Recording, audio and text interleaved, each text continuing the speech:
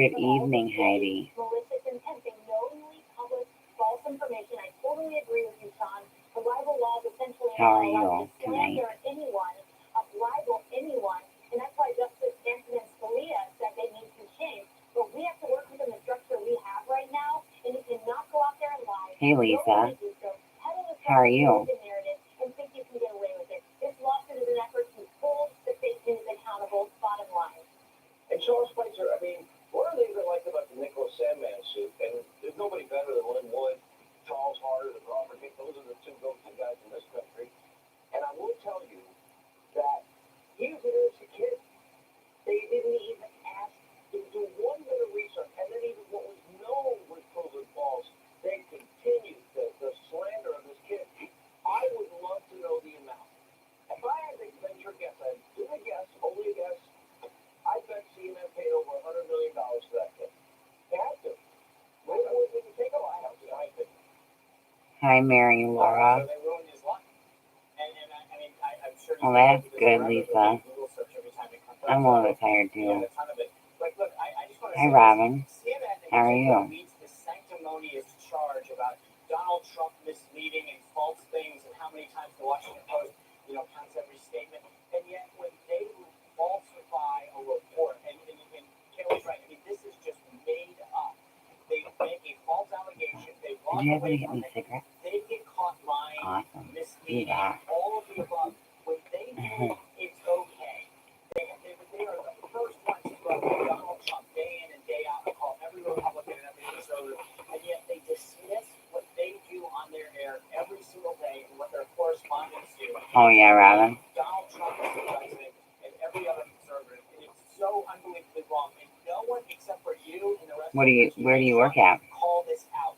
It is so ignored and so washed over by the rest of the media. It's unbelievable. Good to see you, Paul. We'll come back. The video we're about to show you is well beyond disturbing. 15-year-old girl brutally mugged in New York City by a group of teenage boys. One report said they wanted this poor girl's sneakers. Straight ahead. Wow, Robin. That's gotta be pretty stressful. There's a call center up here, and the guy, Art Cruz, he runs it, and he hardly even goes there.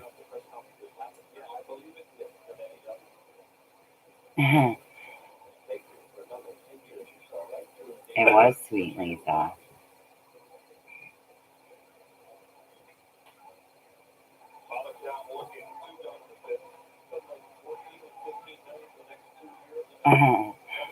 Thank you, Ronnie.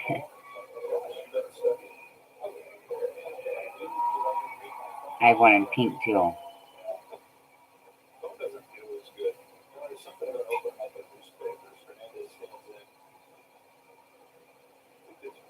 Hi, Yolanda.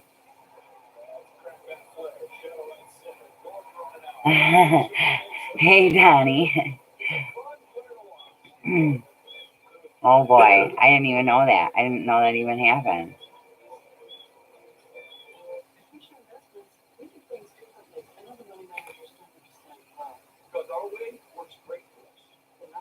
Oh, no. That's terrible, Robin.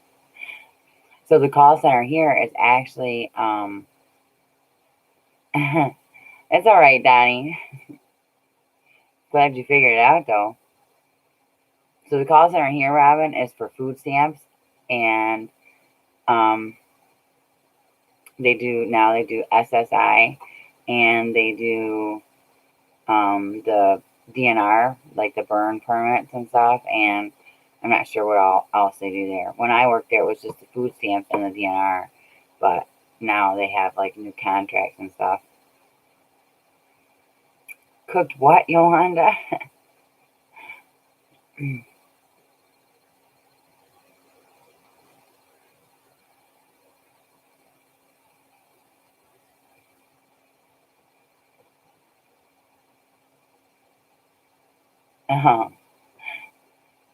Oh, that's cool.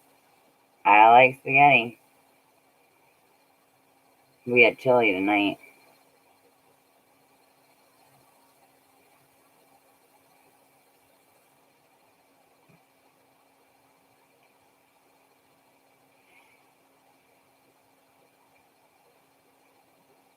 Hygiene. How are you doing? Oh yeah, Robin. It's 9:48, Yolanda.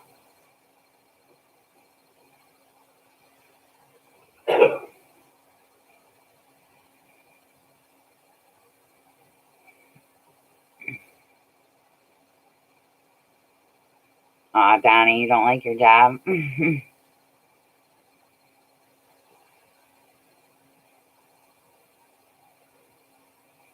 I'm so short. This chair is broken.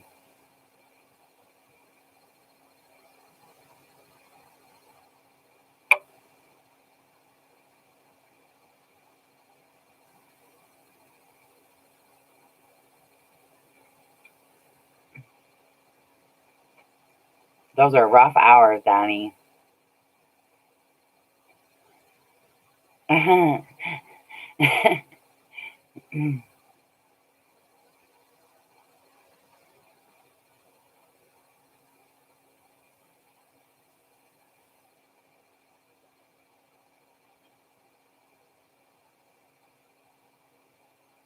Hi, Brandon. How are you doing tonight?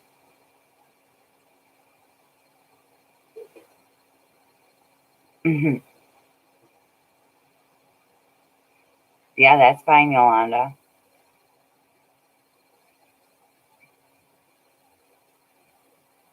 That's good, Donnie. I mean, it's good that you love your job. Sucks that you just have to sit there and wait, though. I'd get up and, like, drive a forklift around or something. I'm doing all right, Brandon. I'm just a little bit tired tonight. Yeah, maybe, Yolanda.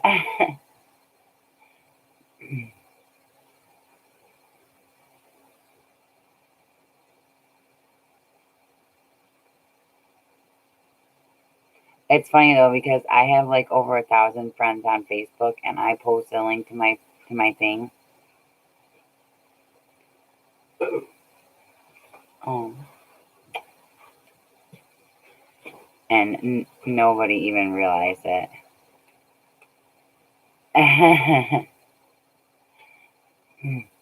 He is awesome, Donnie. Yes, he does, Brandon. So Mike just brought me a card. What could this be? The Hallmark thingy on there.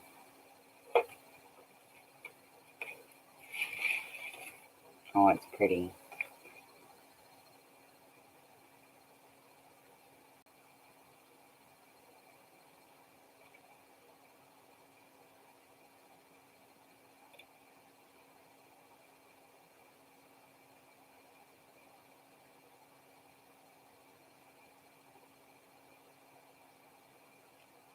Oh, that's nice.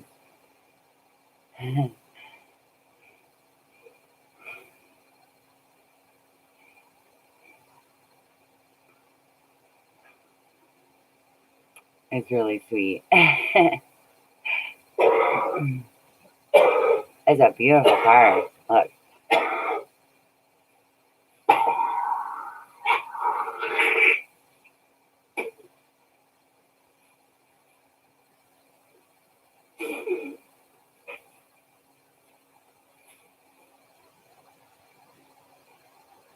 Certainly not, Yolanda. I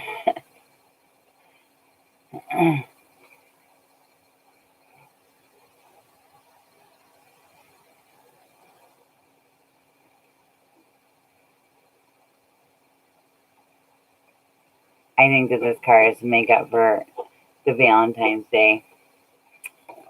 It's very nice. I'm very happy about it. Hi, Kaleja.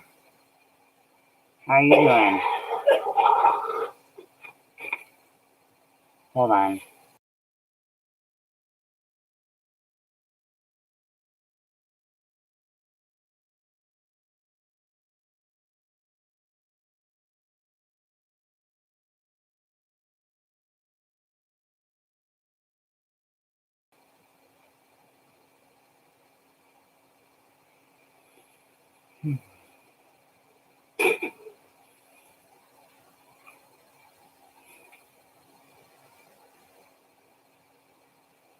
Yeah, Robin, I understand that whole talking rude people because that happened to me when I was at CruiseCom, and it was just um, so emotionally draining.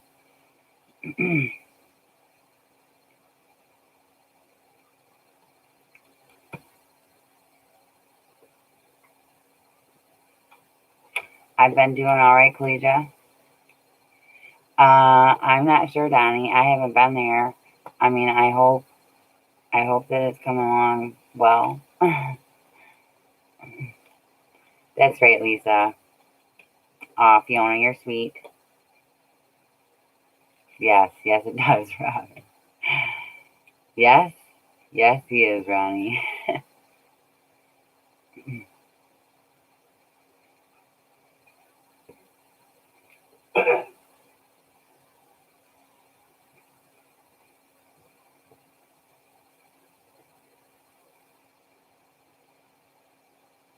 It's sweet.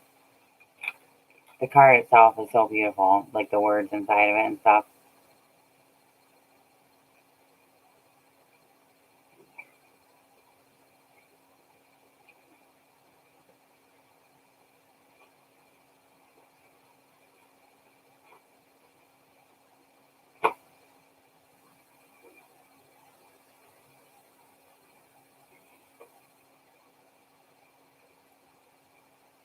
Well, I could do that. It would have to be a little bit censored.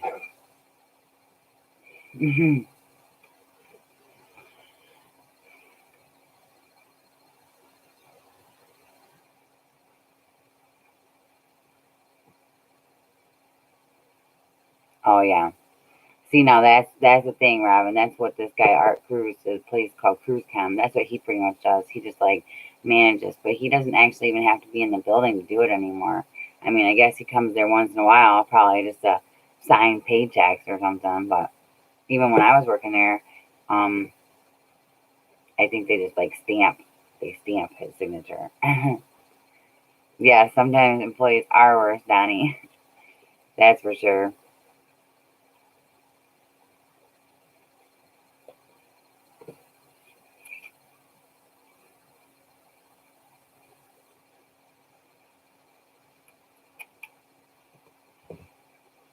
Well, that's sweet, Yolanda.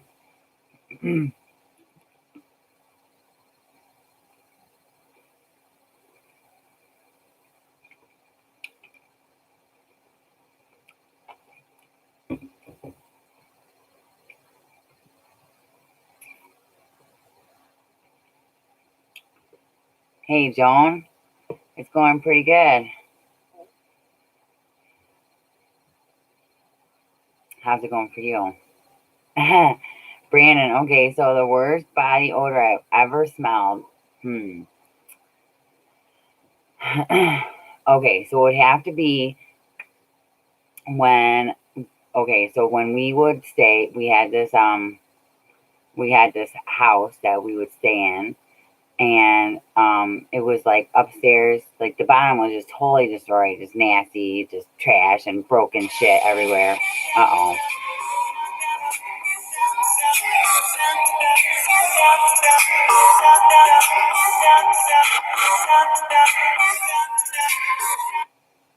Hello. Hey. All right, how are you? Are you?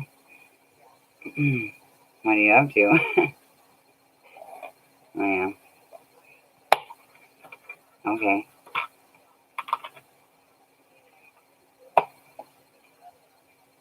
Mm-hmm.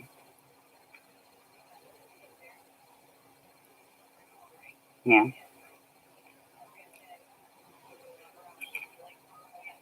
Yeah. Mm-hmm. What?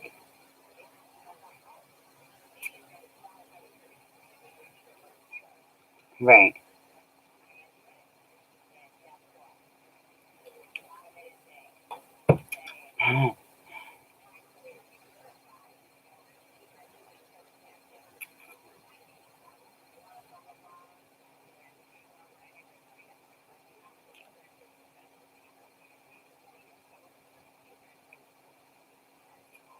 What?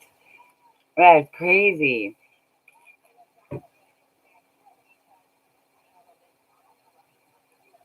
Oh.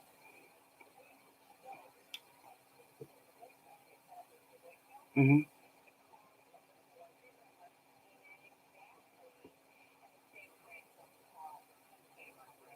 Oh my gosh. Wow.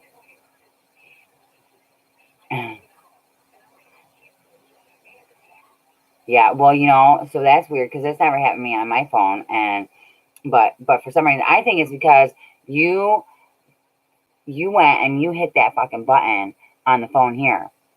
That's what happened, mother, because you started a chain reaction somehow.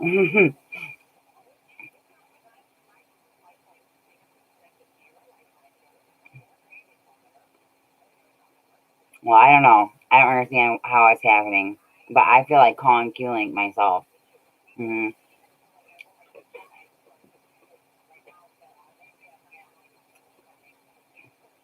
You have to press like 9 or something. That's what you do a cruise. Yeah.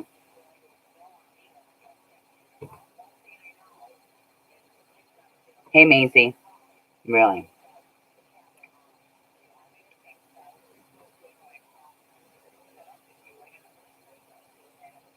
Hmm.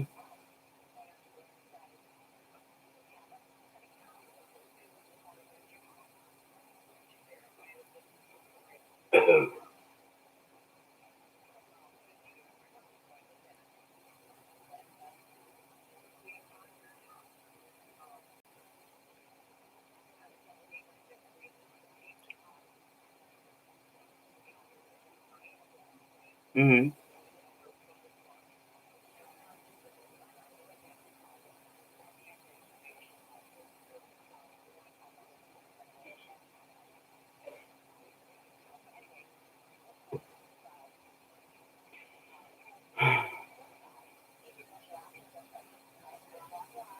Good night, Lisa. I'm on live. That's okay. So you press it.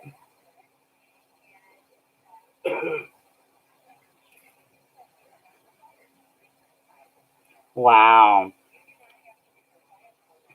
Yeah. So whatever that shit is a damn scam.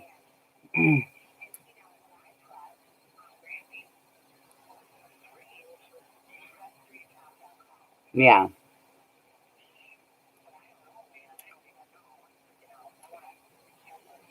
I've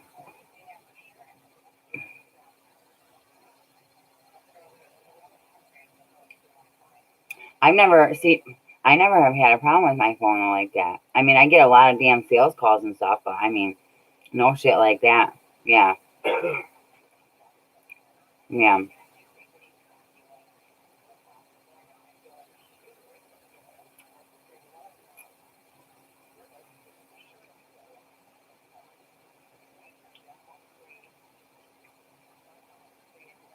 Oh yeah.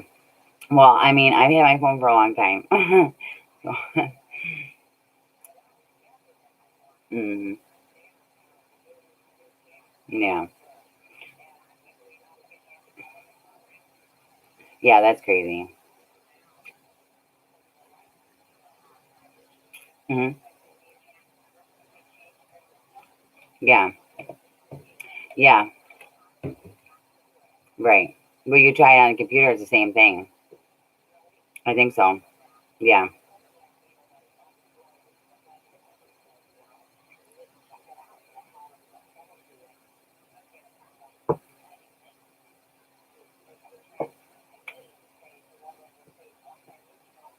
Wow.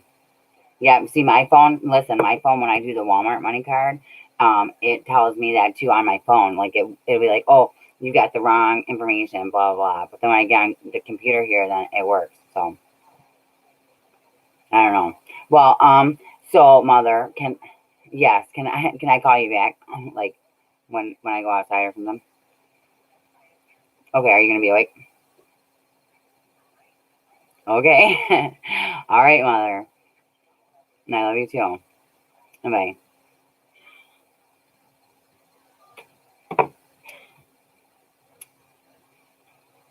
Yeah. Thank you. My silent watcher there. Hi, Clint. Well, I'm sorry that my mom fucking called. Sue me. She was trying to tell me something about a scam that's going on.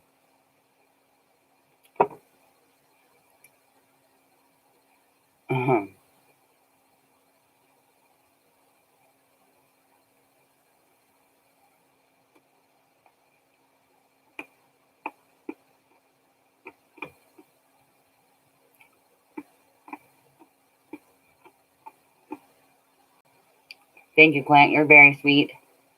I appreciate that. Thanks, Fiona. Thanks, Robin. Yeah, so this weird thing is happening. She's like, I have to tell you this weird thing. Because my little brother just got, like, my mom just got a new phone for like Q-Link, which is like a government phone or whatever. And she gave it to my little brother, and she had just got done programming in his name on the new phone when all of a sudden a call came through, and it said Donovan. And so she answered, and it was like, you need to recertify, blah blah blah, press 1 for whatever. And I did it here on my grandma's phone for mine, so crazy. And she pressed 3. Anyways, oh yeah, so the worst body odor, right? Okay, so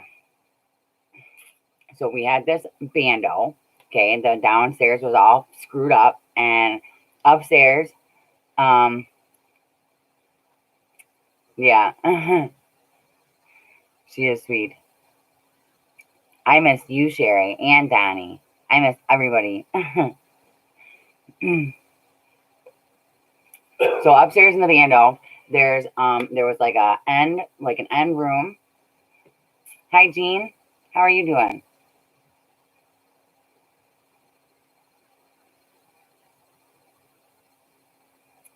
So it was an end room. There's an end room at the end, at the end of a hall, and that room had a window in it.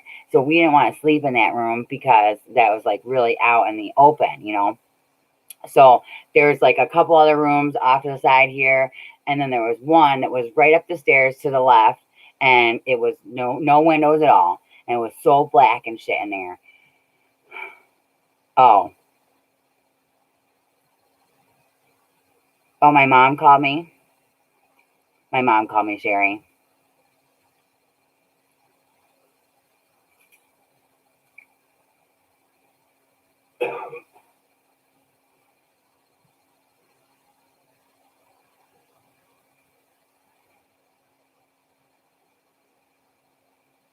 So, anyways, oh, I'm glad, Jean. I'm glad you think they're funny.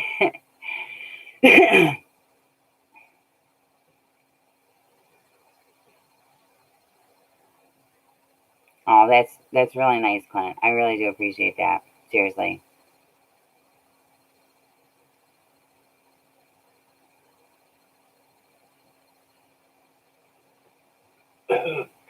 Okay, Danny.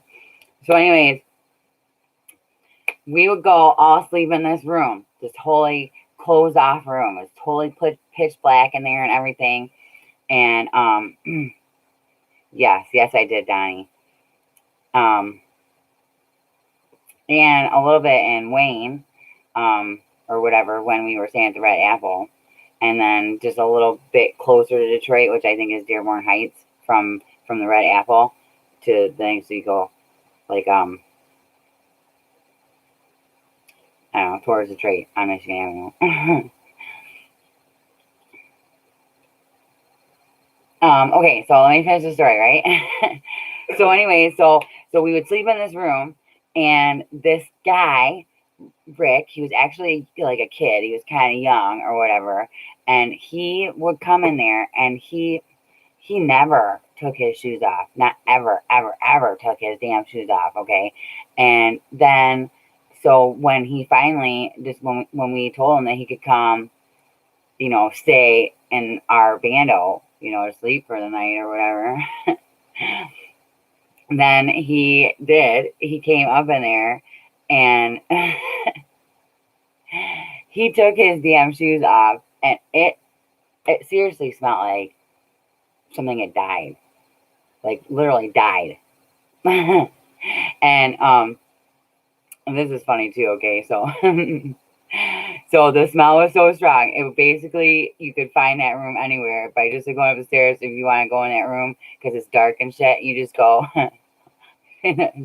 just sniff for the room. Anyway, so that's what I did. So one night I had left and they were up in there sleeping, and I didn't know where Mike was, because I mean he was up in there sleeping, but I couldn't figure out where he was. So I just like went in there, and where the smell was coming from strongest, I just went the opposite side of the room and knew Mike was there. And the damn Rick guy, I mean, his feet were kicking. And that's the thing, I mean, it happens. It does happen, And because when you're doing drugs, specifically heroin, it comes out of your feet. Oh gosh, Jerry.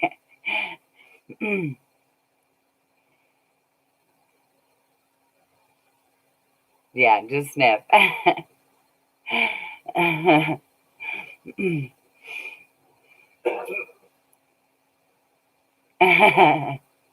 Hey Nicole, how are you doing tonight? That's terrible, Brandon.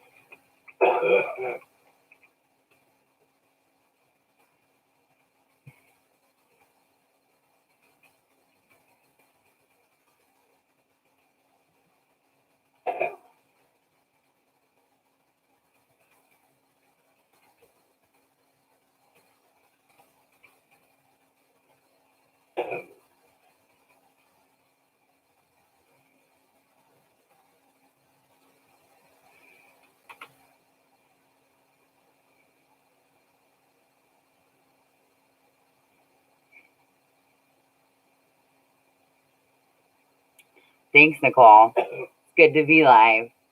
Yeah, he is, Gene.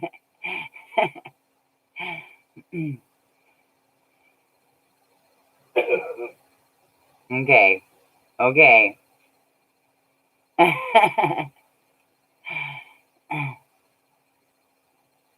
Oh my gosh, Robin. That's terrible. Okay, I'm glad you guys think so.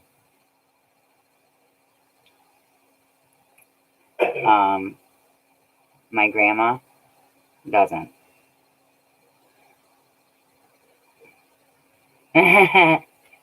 Yeah, Donnie. Oh, Robin, I hope that Kyrie never has her poop in her hand.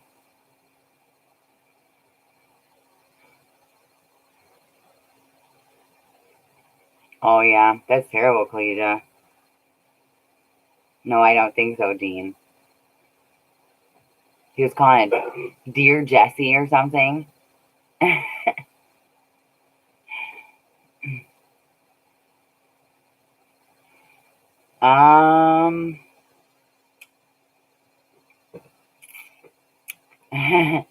Okay, Robin. That sounds like a nightmare.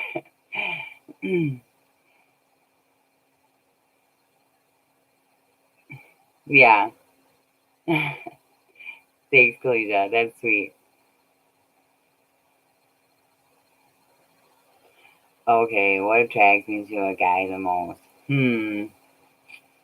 Well, I guess it would have to be first their like personality. Like they have to be like chill, like easygoing kind of person. Somebody that can jive with me because I'm a little out there, and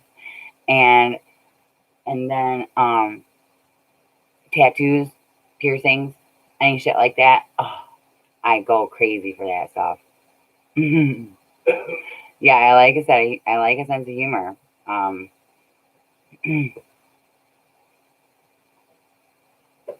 do like a sense of humor in a guy. Nothing, what's up with you? Mike has a sense of humor. For the most part. When he wants to.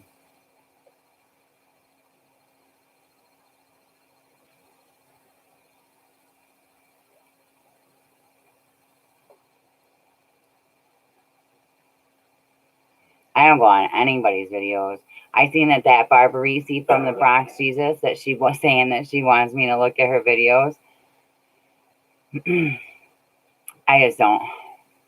I don't know.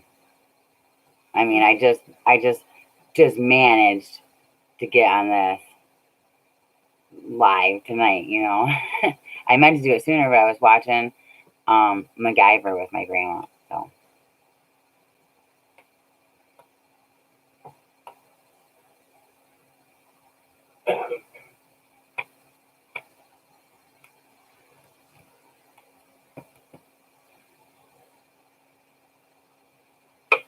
I pretty much have like enough time that I allot for my day to like record a video and then record another one to make sure that everybody knows that I recorded a video.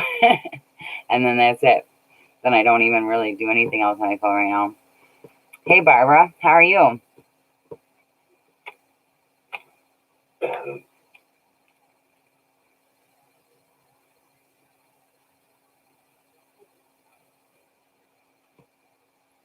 Jeez.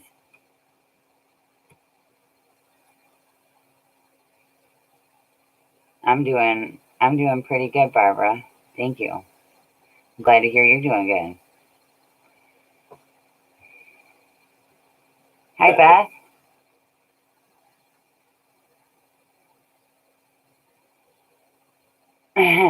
Well, because I did put in my description, ask me anything. So, I mean, you know. Oh, that's so wonderful, Donnie. Yes, I did see your email. I'm so sorry. I meant to email you back. It's really nice. I will definitely respond to that fully. I just want to be able to put more thought into it than just like they have like automated response, like, oh, thank you so much. No, I want to actually think about my response to that. But anyways, I could just tell you, that's so wonderful. Thank you so much, Donnie. I mean, we don't have anything for her. Right now, she sleeps in a pack and play, which is good because it's been, the pack and play that we have is whatever the rating or something, judged or whatever. I can't think of the word, but it's basically been evaluated. Maybe that's it. Evaluated as one of the safest places for baby to sleep is in a pack and play. I like Disney and princesses too, Donnie.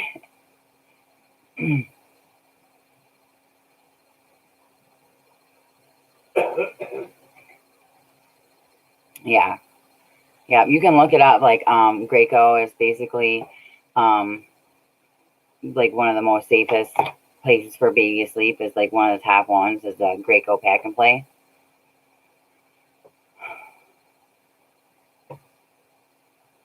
Yeah, I mean, Sherry, I just like this. Somebody said something about like they couldn't believe I did it with my hand. I do that often.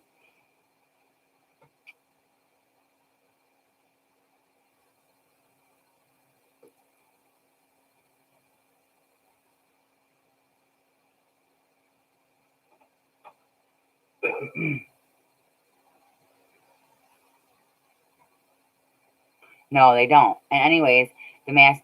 That's right, Yolanda. They don't help because it's something that people won't even know. First of all, and they said that it's more than airborne or something.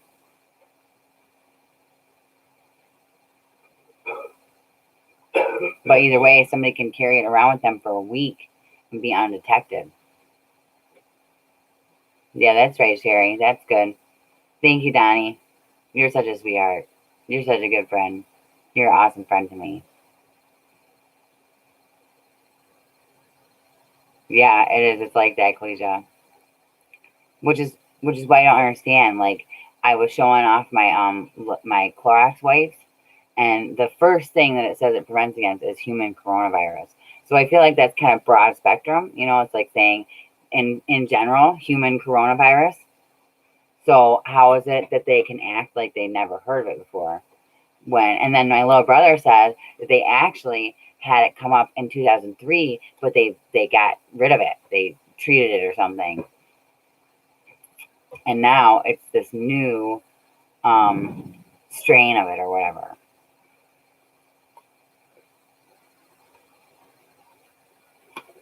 Gowns and gloves, huh?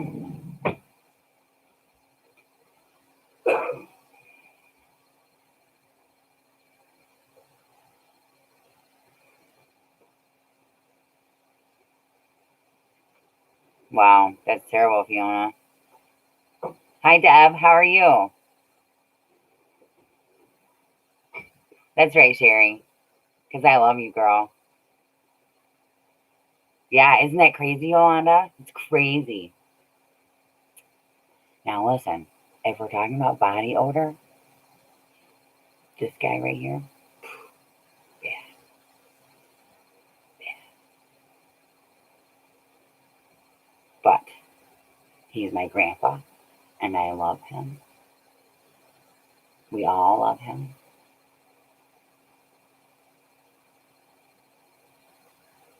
But he has not showered since January of last year.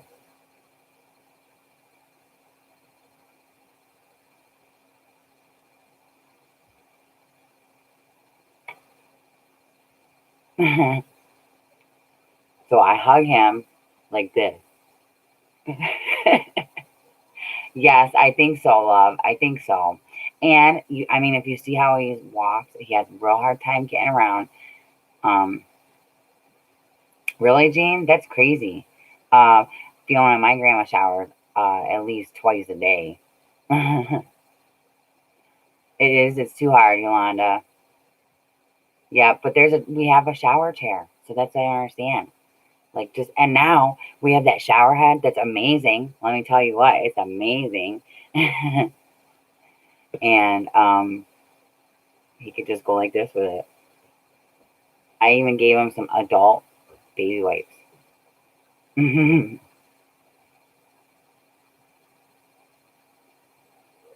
Days is different than a year and a half, Collegia.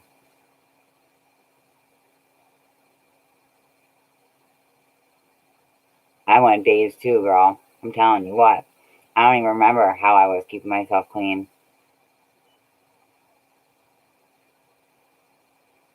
That's terrible, Fiona. That's so terrible. You know what? If they were put in like he probably does, Ronnie, but they can't afford that.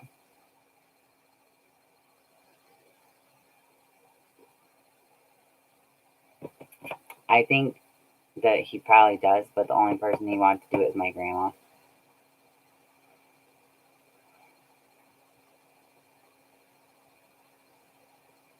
Well, they don't sleep in the same room anymore. That's what she says about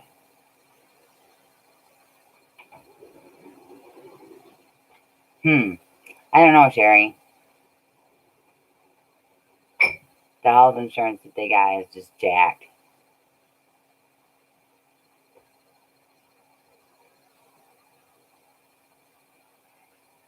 You going to bed, Grandpa? Yeah. Good night.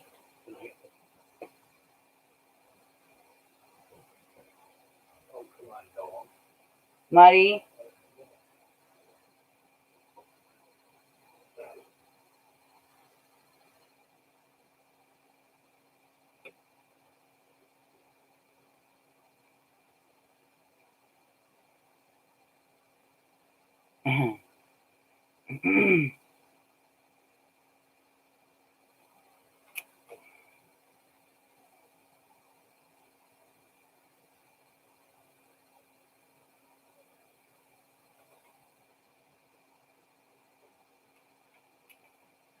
Oh, yeah, Clint.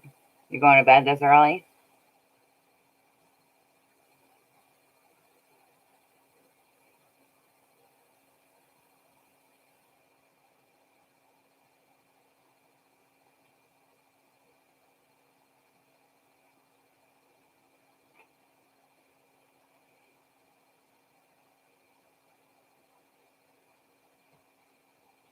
Yes, it is, Fiona. Some days I go 3, 4 days without showering, but then you feel so terrible anyways from not showering. And when you shower, you feel like a brand new person again.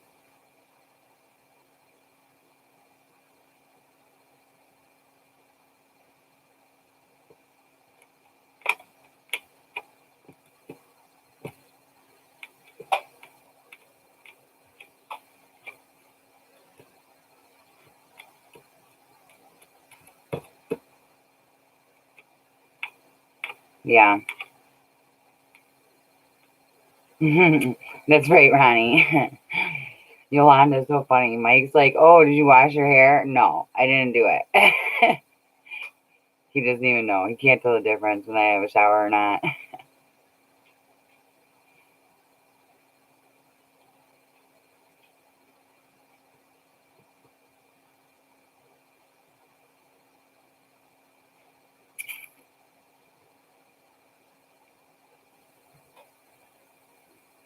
Well, that's good, Yolanda.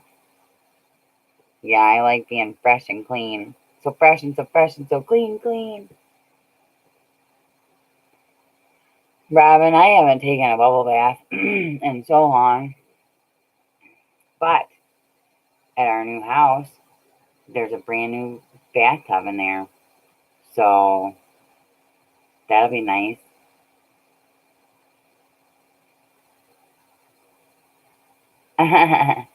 Jeez, Yolanda. I shower like on important days, I guess. I did not shower today for my physical therapy because I showered yesterday for what group?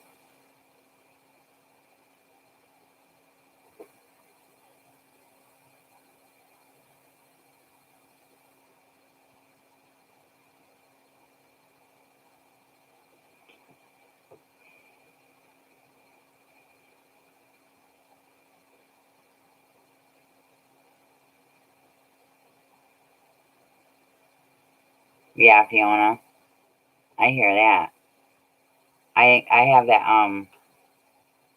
I believe I have that hyperhidrosis.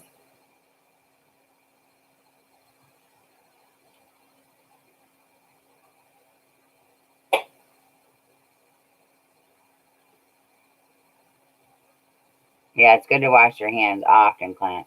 I wash my hands a lot. Oh, I'm sorry to hear that, Yolanda.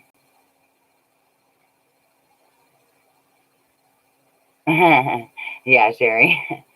I do too. I mean, just about. Every 3 days in winter, I mean, I guess so, but because I mean, I just end up feeling really nasty after 3 days. So I don't know. There's some activity going on in there.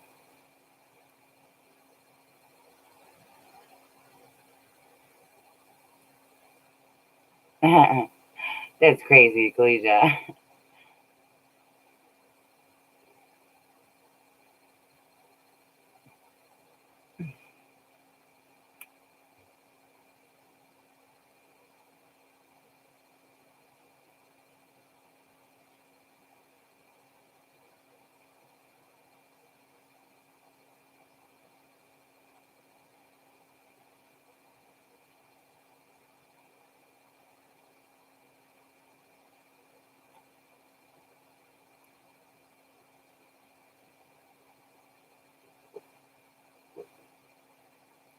I love how Jim was there. Like, just popped in just to get rid of somebody and didn't say a word. Just my silent security.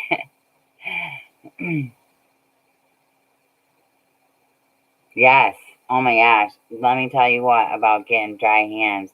So I was washing my hands so much that the tops of my hands were getting this like scaly crap on it. And yeah. Now listen, Donnie, I was talking about hand sanitizer the other day when I was talking about the coronavirus thing. And actually, so hand sanitizer is great. I use that sometimes, like after I smoke a cigarette, so that if I have to emergency touch my baby, I don't want to touch her directly without hand sanitizer after I smoke. But hand sanitizer gets rid of the good and bad bacteria on your hands. So it actually leaves you more susceptible to germs because now it's gotten rid of the good bacteria that's supposed to fight off the bad shit.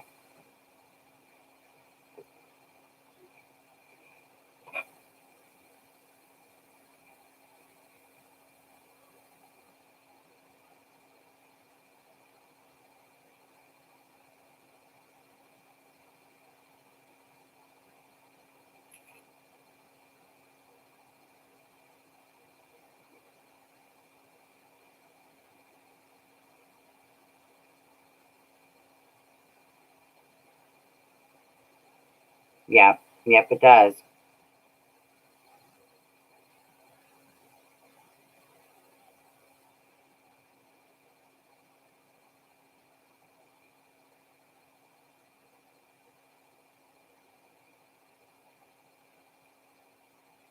I thought that Mike was going to want to go outside and smoke a cigarette with me, but I guess not.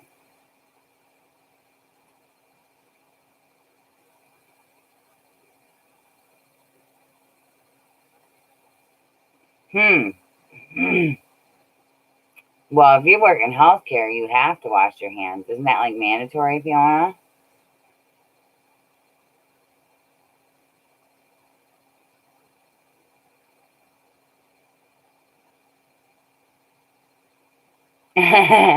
Jeez, Donnie.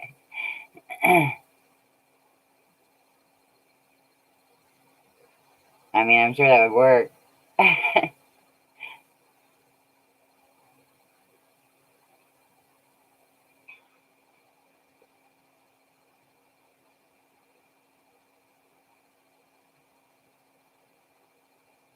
You know, that's a good idea, Heidi, because honestly, okay, so when my aunt took us to Big Boy, they have like a buffet, which is like the salad bar or whatever, and you know, you don't get a spoon in your silverware napkin thing. Hey, Tammy, how are you doing tonight? So when I went and got a cup of soup and checked the spoon, and the spoon looks like it's dirty. And so then I'm like, okay, well, I don't want that fucking spoon, so I put it back. And I grab another spoon, and that looks like shit too. So then I just wipe it off with my hands. Okay, good enough. Germs, build up my immunity to shit.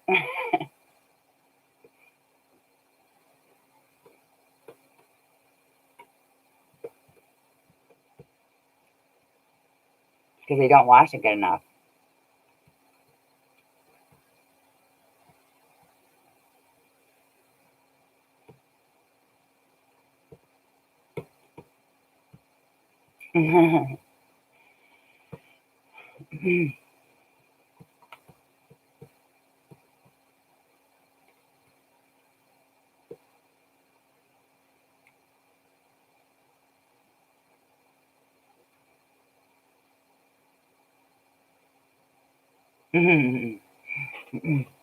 That's right, Tammy.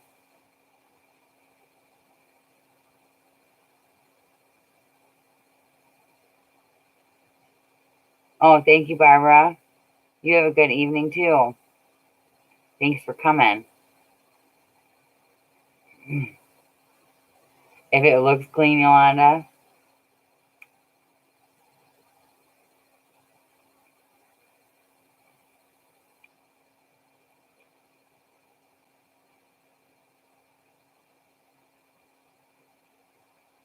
So what if it doesn't look clean? What then?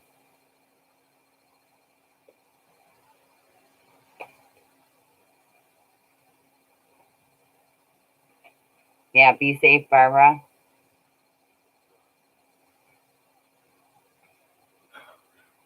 I don't even remember. Maybe Old Navy? Oh, yeah. Food safety courses is scary. Are you falling asleep, Fiona?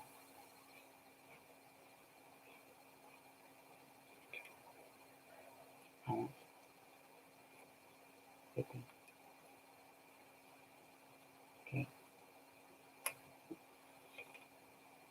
Good idea.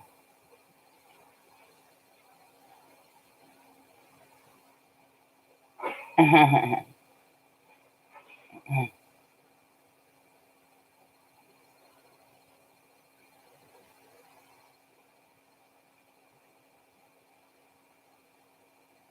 at the bottom.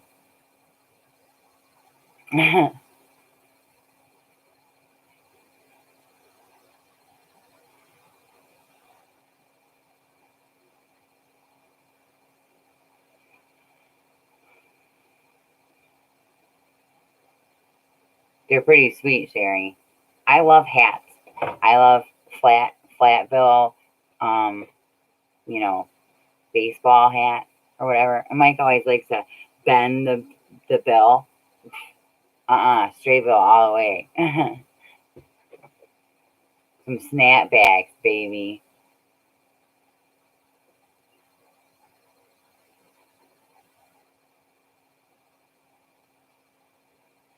You think it's cleaner there in Canada, Yolanda?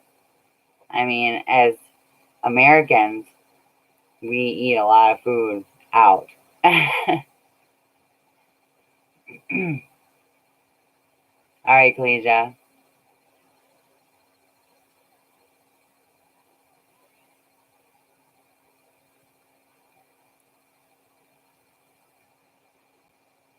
Oh, that's nice, Tammy. Let me see what I got here. Oh, here, hold on.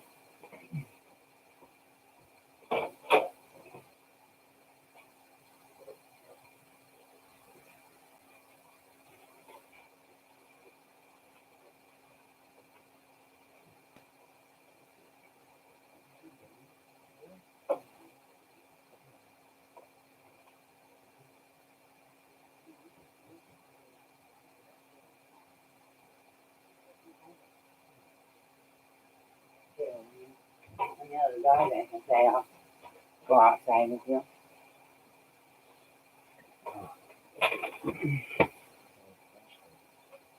In there.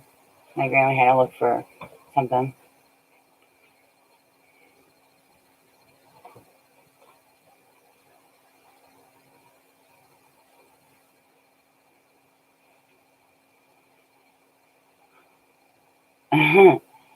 That's good, Yolanda. Yeah, you think so? I'm not sure where Joburg is. Nope, Gaylord. That's north.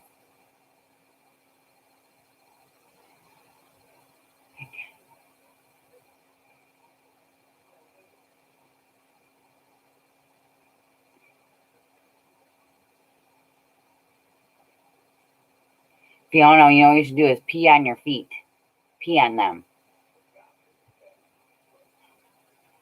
It's really a serious thing.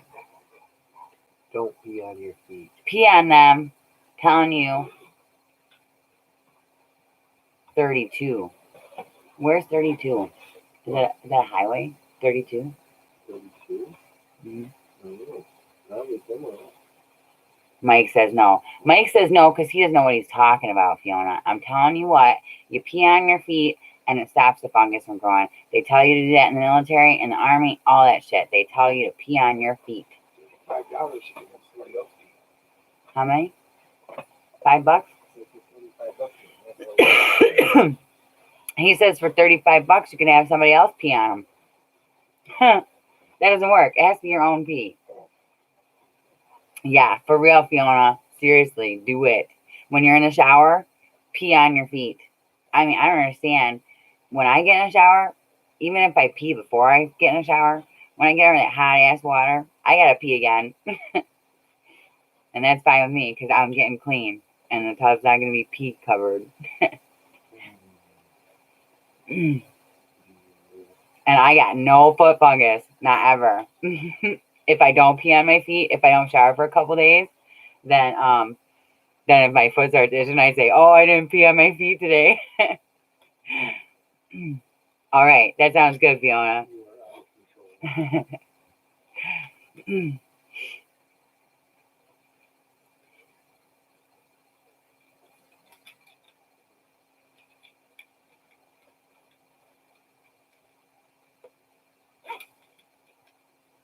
Johannesburg. It's about 15 miles east of Gaylord.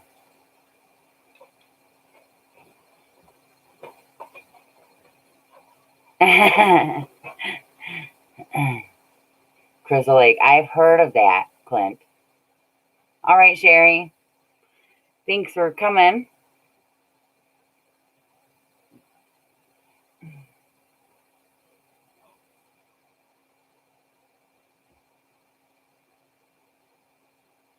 Sherry, I'm going to send you that picture of, oh, I love you too. I'm going to send you that picture that Betsy, painted for me. Awesome.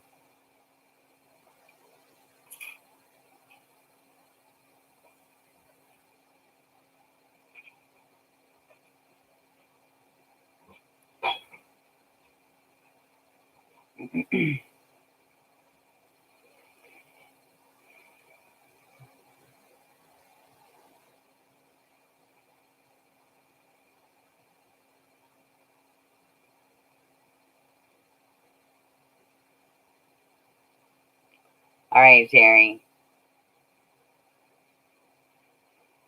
It does feel good.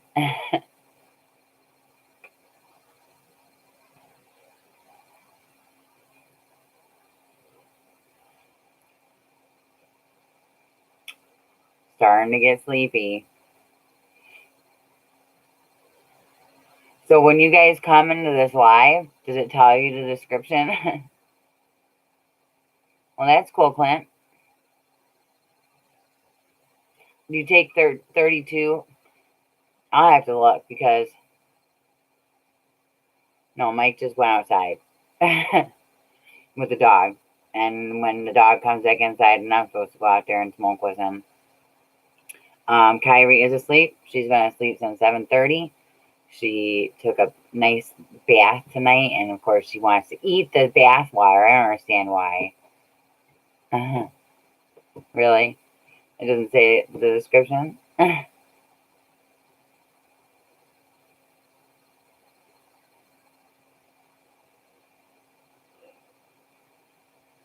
Well, why do I even put the description in there?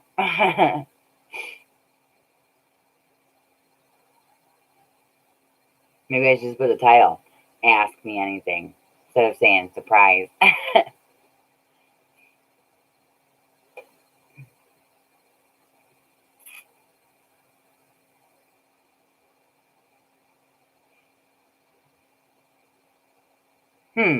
It says surprise.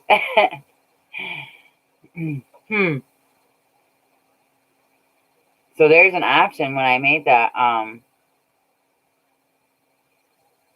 yeah. So somewhere on there you can click and then it'll be like the arrow down thingy and the where people like and stuff on the video. And then it should be the description in there.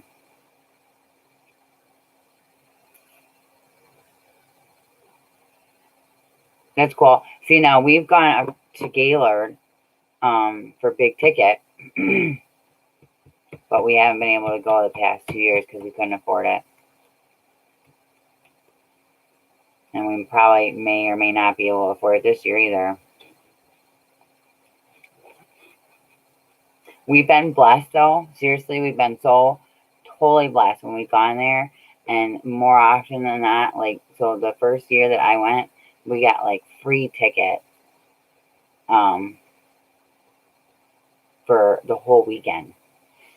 And then the next time, like, we got like somebody was out there and they were selling tickets for less than they were selling inside. And then the last year that we went, we ended up having to pay full price. Yeah.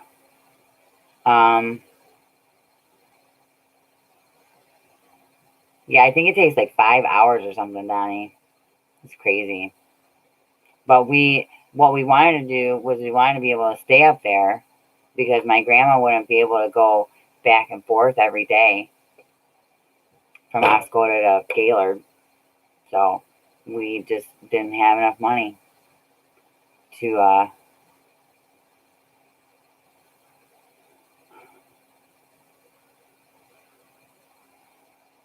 Okay. All right, love hurts.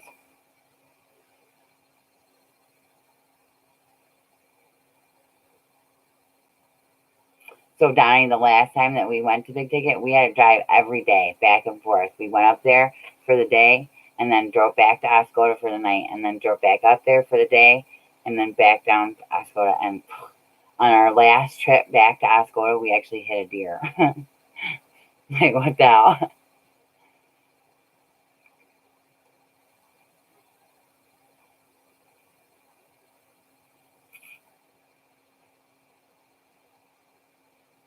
Oh, no. Oh, I'm so sorry to hear that.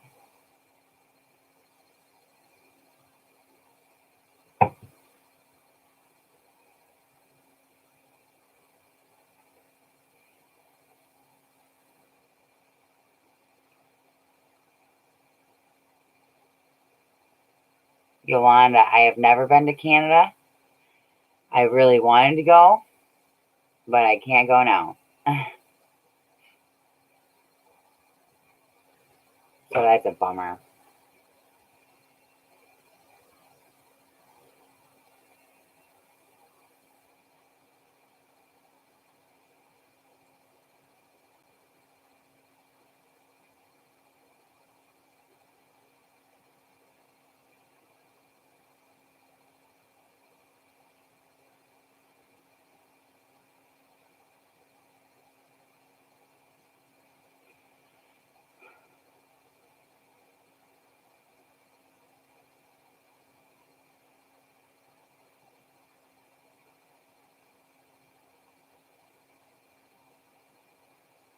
There's a lot of snow here still, Tammy, but it's supposed to be 51 degrees on Sunday. That's what the Weather Channel said.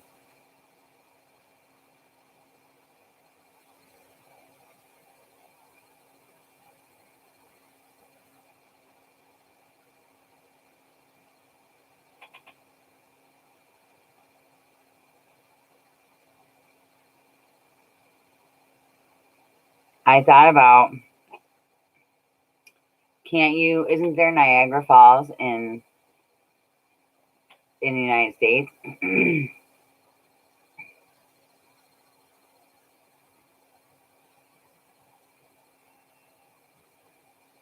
Like in South Park, they send the guy in the barrel over the thing so they could get into Canada.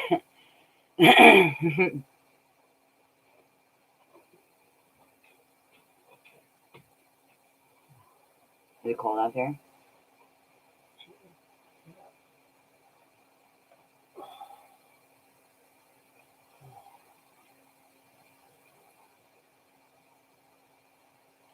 Well, I'm a felon.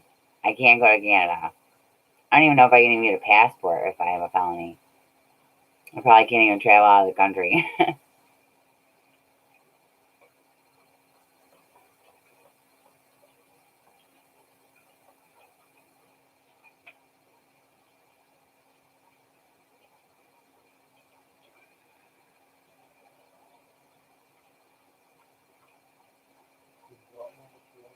Yeah. Let me take my backpack over here. Okay. All right, love.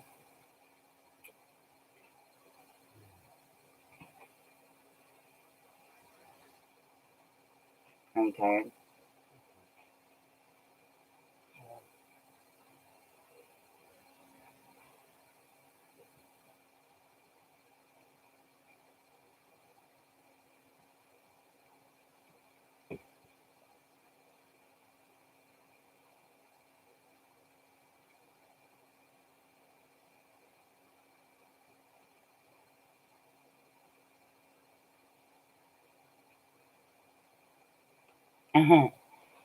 That's cool, Felicia. All right.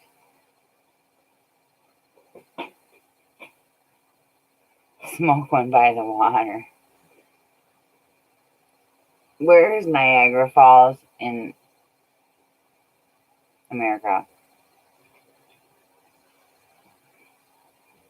How come I don't know that?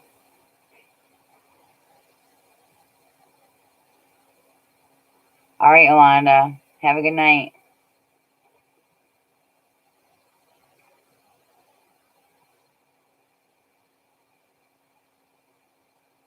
Oh, you're welcome. Oh, it's in New York. Good. Good to know that's not too far away, is it, Tammy?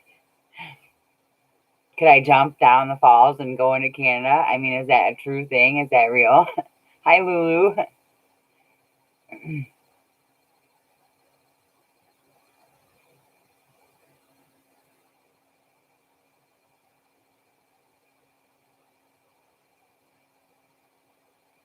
Well, I'm glad to see you here. How are you doing tonight?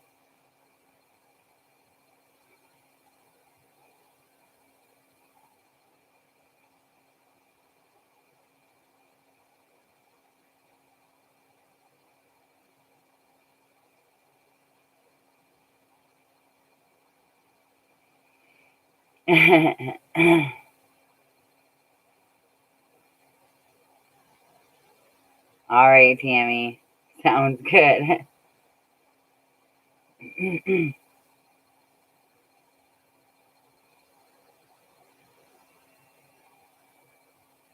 What are you watching, Fiona? Are you guys watching me? Okay, I'll bring the hat for sure, Tammy.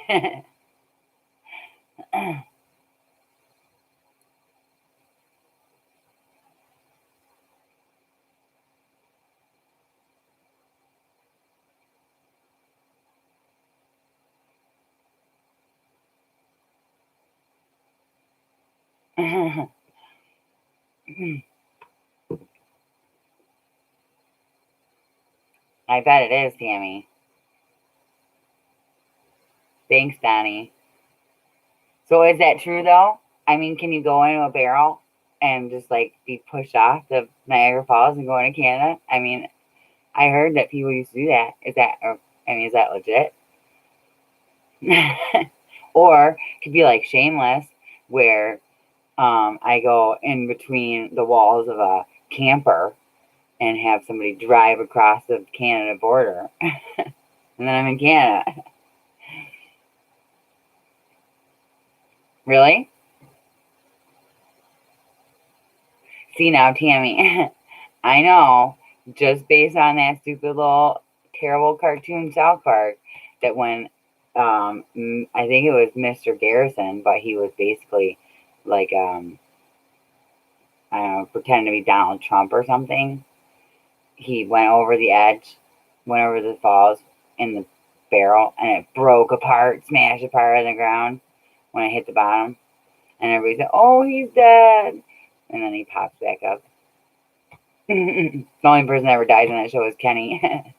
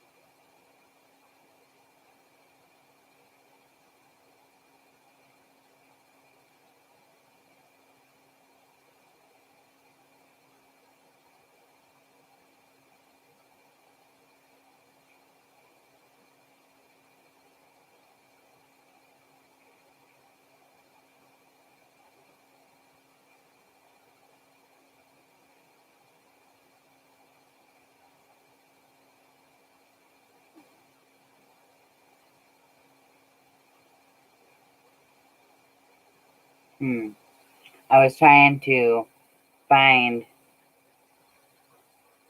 the email that Panda said she sent to me, but I don't see one.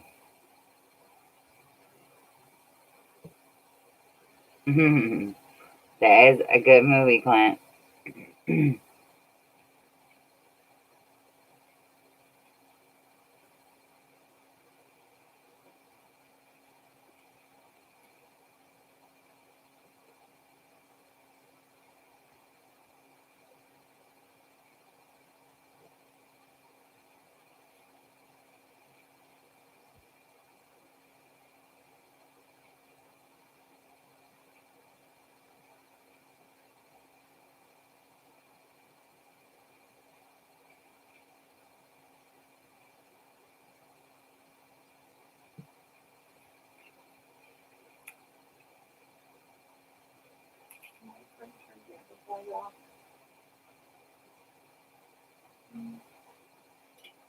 Yeah, that's fine. I don't think that I'm so much of a morning person, Fiona. My grandma's laughing. That's kind of the way it is. I'm more of a night person. Toby Mac is too. Toby Mac is a night person? Mm-hmm.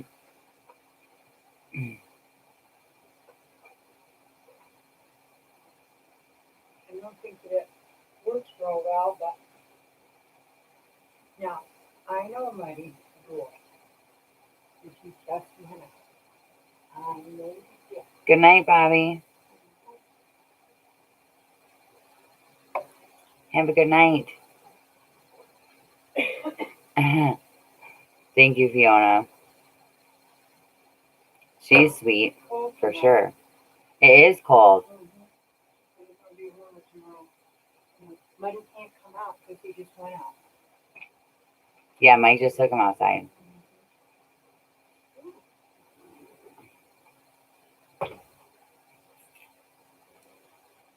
What's that, Lulu?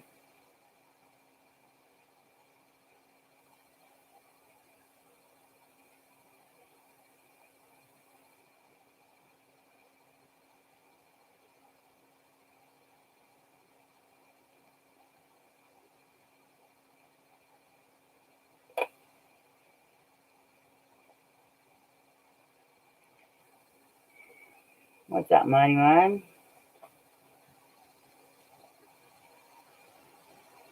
You're not going outside. You were just out there.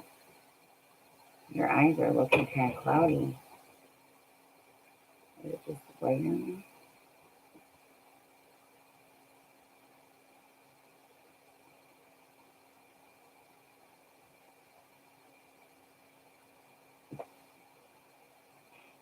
Okay. Making sure the dog can actually see me, guys. His eyes look kind of cloudy to me. You're a good boy. You're such a good boy. Yes, you are. You're a good boy. Yes, you are a good boy. Good boy, Mike. Good boy. Oh, I did it now.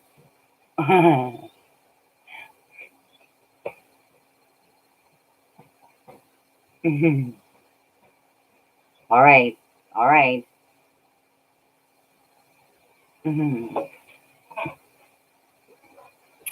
So, Mike has been outside waiting for me now that the dog is inside. So I'm gonna go to the bathroom and then I'm gonna go outside with him and then I'll come back. How's that sound?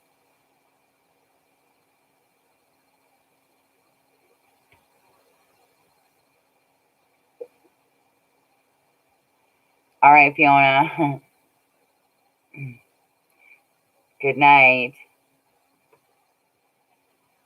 I'm sure she would give you kisses too if she could.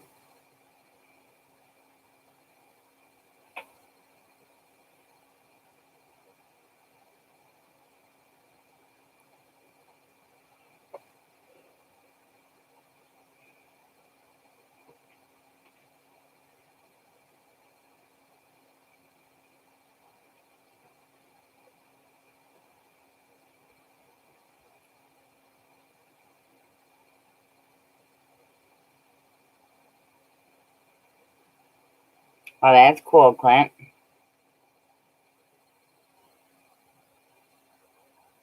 All right. I'm going to come back. I have to go to the bathroom. I have to pee so bad. And then I want to smoke a cigarette real bad.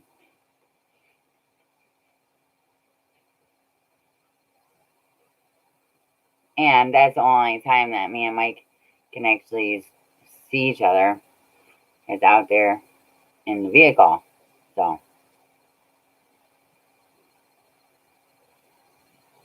Okay. I'll be back. Oh.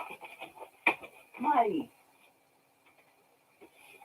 Well, I almost just died, guys. This dog Coley is laid right next to my chair, and I didn't see him. And I almost just biffed it big time. What's that?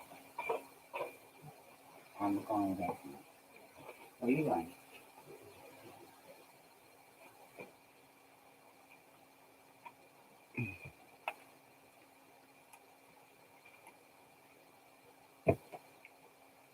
Okay, I'll be back. Wow, this thing looks really big, doesn't it?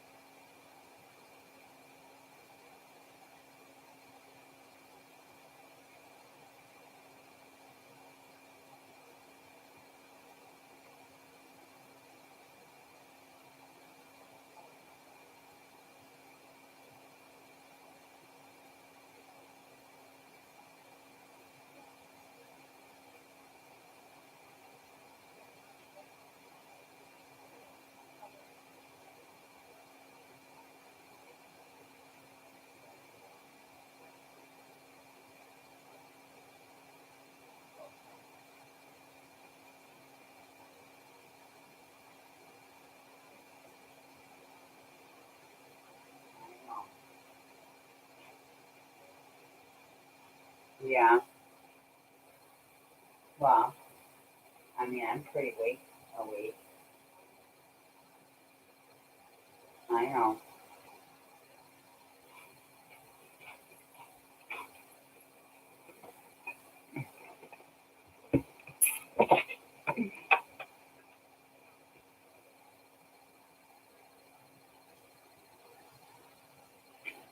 It's not snowing right now, Donnie. It's supposed to get nice this weekend, anyways. Hi, Jim. Hi, Elaine. Yep, I didn't even get to go outside yet. I had to go talk to my grandma for a second. So, I just wanted to see I got my coat on now. I'll be back, Elaine. Don't fall asleep on me.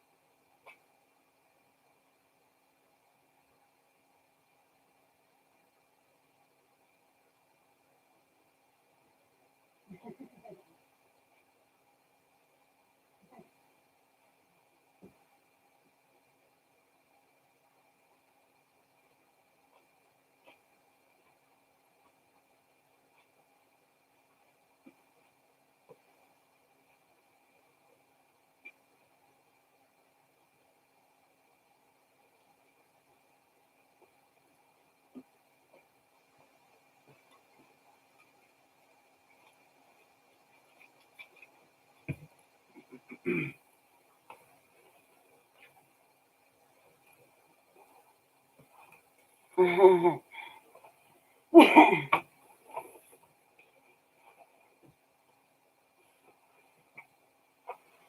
tape on my coat. Can't see it.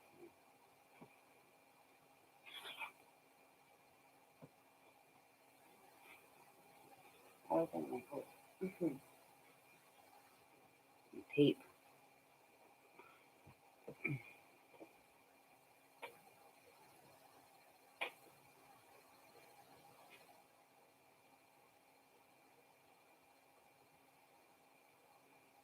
Hey everybody, I'm back.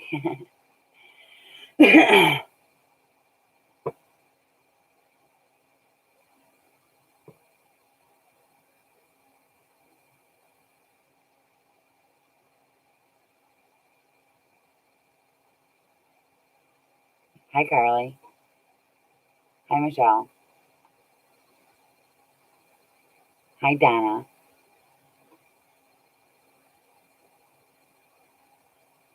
Oh no.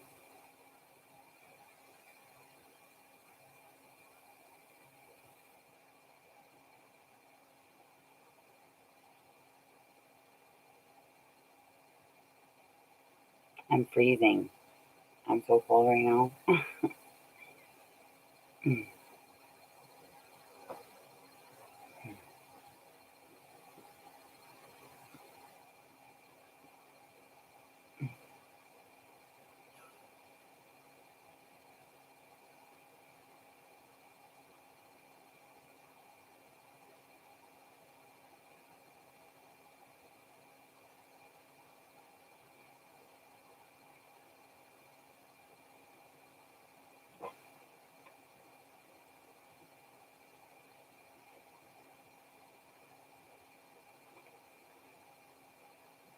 Did Elaine leave?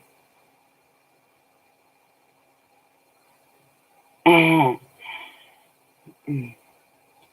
I calm and cool?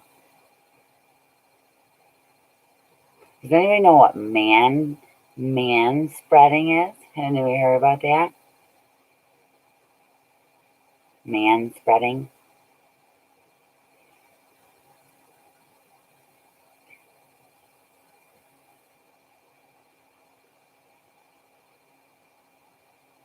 Donnie, you're still here, right?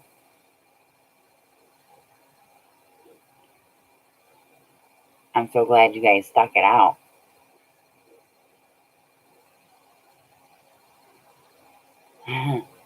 Man spreading. Carly, how old are you?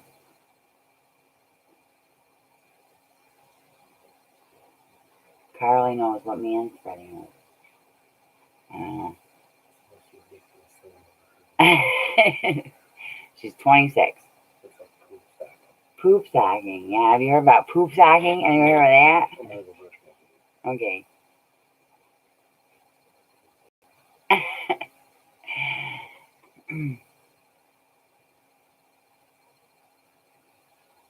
It's gotta be some new thing. I mean, it has to be. And I read about that he went to go brush his teeth, Clint. So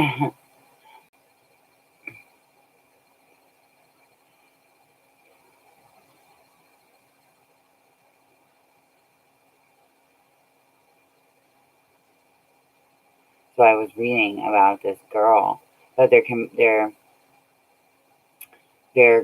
it to women having handbags on public transportation. I can tell you. Okay, so this is why I read about it. I know this is all I was reading about it, and I'm not exactly sure if it's new or not, Tammy, but it seems pretty ridiculous. Mike thinks it's ridiculous. You heard him say that, the most ridiculous thing you ever heard. Because what was it? I was looking at this picture of these guys with these inflatable pants that are like nice tight tops, and then the pants go down and it looks like these huge ass balls on the fucking pants, like the bottoms of them or whatever. And a lot of people are saying, like, oh yeah, I've seen guys hang those on the back of their trucks and stuff. And, you know what I mean? Fucking, yeah, and it's like the internet's going crazy over them. Who's going crazy over that shit, Tammy? I don't even understand. So it does look like big balls on their legs. I mean, it really does. So, anyways, the one person commented something about makes it hard for man spreading, and so we was like, yeah, it looks crazy. Somebody else said, maybe if you can't find any other use for them, at least if you have to go to the bathroom and you can't find a place to go, that's what they're used for. It just seems really stupid to me to wear those on your legs. But anyway, so that's good, Michelle. I'm really glad she's doing good.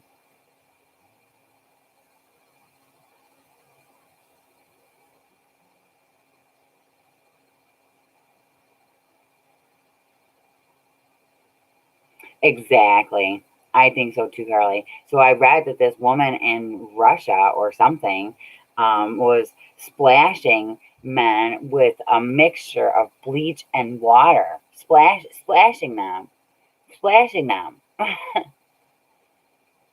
because they were sitting with their legs with their legs open. It was taking up too much room on the public transportation. What is there even, since when did there even have to be a name for that? I sit with my fucking legs wide open. I don't give a fuck. Let me tell you what. It's sometimes my legs hurt if you cross your legs. Your legs fall asleep, okay? My fucking legs can't really handle that. And sometimes I do forget and I do cross my legs and sit with my one leg over the other. And then I fucking suffer for it because it fucks my leg up, okay?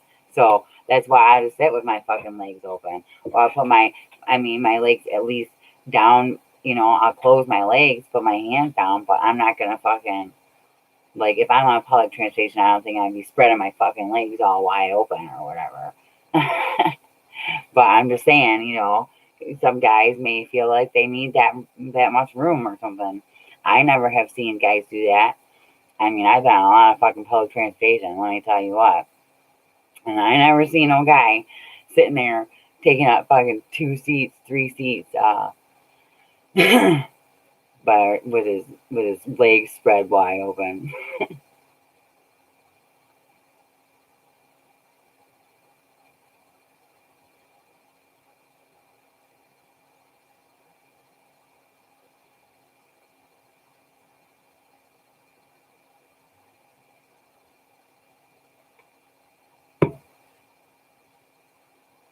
Where's that lost in the sauce?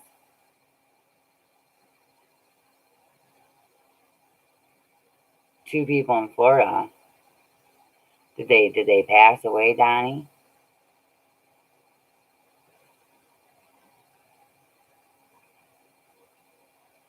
I know that I heard about 2 people in Florida got the coronavirus.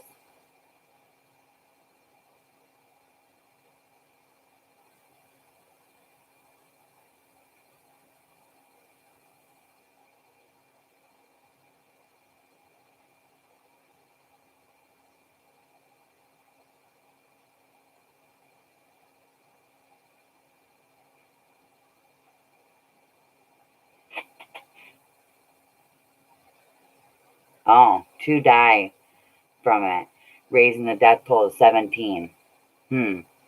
So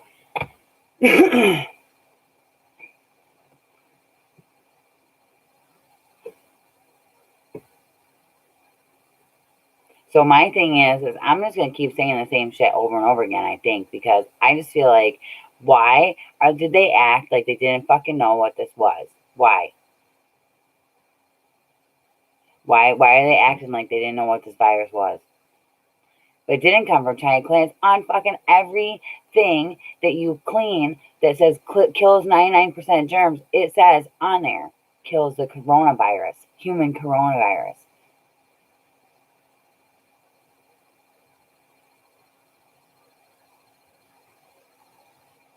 Everything fucking comes from China, Clint. Everything. Everything that we fucking get is from China. So if it started in China, who knows? I think that that's all just a big fucking controversy. Maybe it's population control. Maybe that's what's going on. Who knows? But,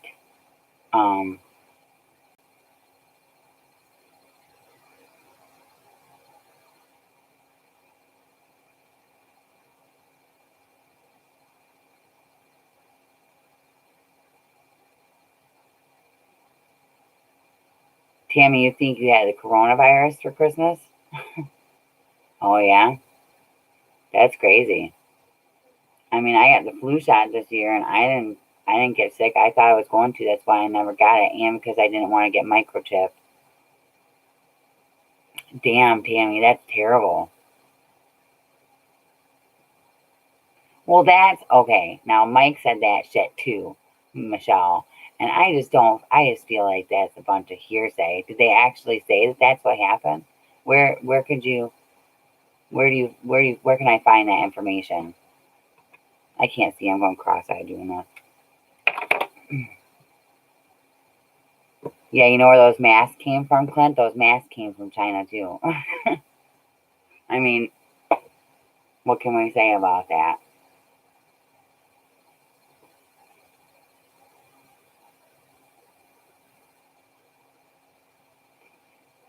So, yes, that's what the deal is, Tammy. And if you look, so everything, let me see if I can, I'm going to try and get, hold on.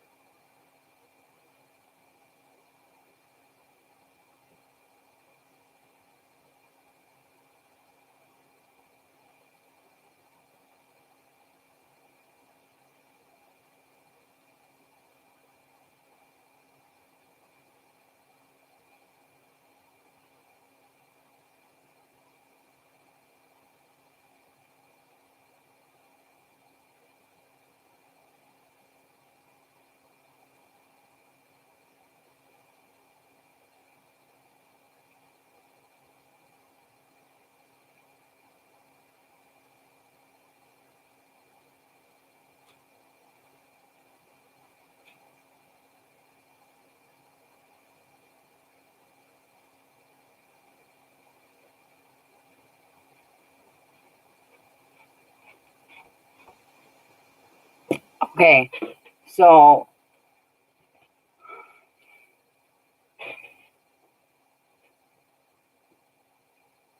that's right. That's right, Donnie. And you know what? People were saying too that that basically there's been a scare during every presidency. Like with George Bush, it was like SARS or something. Then anthrax. That's crazy, Clint. It's just crazy. So okay, so I was looking in my house, and we have some Lysol toilet bowl cleaner, toilet bowl, toilet bowl, toilet bowl cleaner. Okay, and that doesn't say anything that it kills, but it does say it's whatever. It's good for it. Anyways, this is from 2018. You guys see this right here?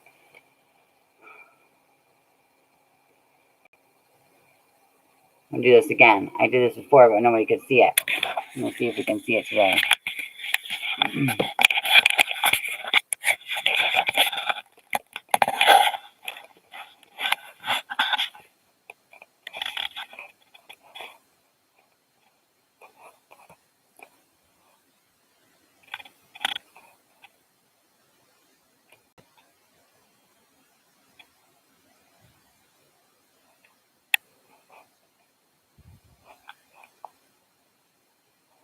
too fucking blurry, huh?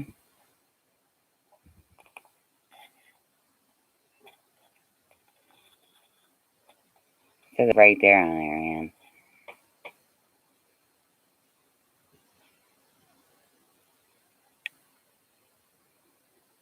Is that clear enough?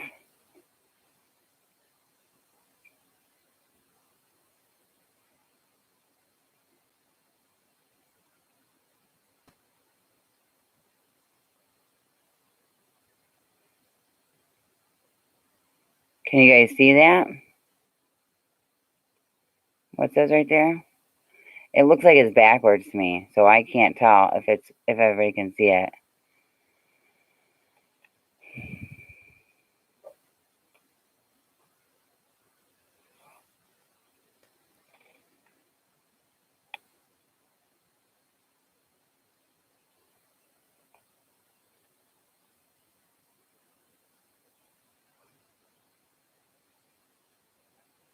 You can see that? You can see what it says? Can you see what it says, Lost in the Sauce? You see that it says human coronavirus on there?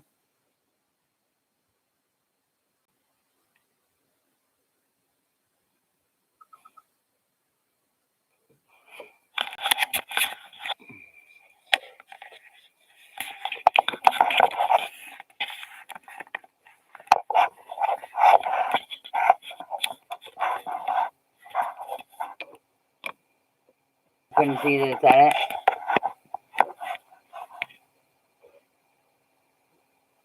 What the heck, dog?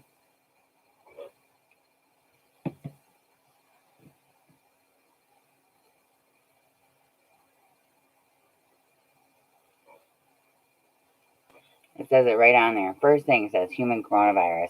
Now I feel like that's like what I'm saying. It's too blurry, huh? To get my face close to it. No.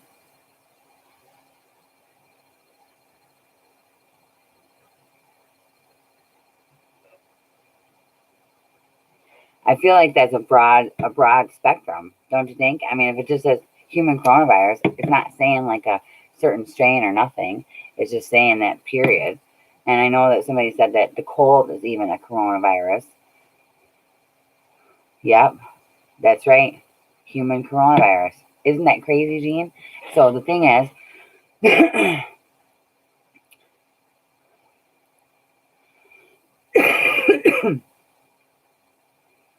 yeah, that's what you said, Clint. You said that before. So I feel like whether or not this is a new strain, they're acting like it's something that they don't even know.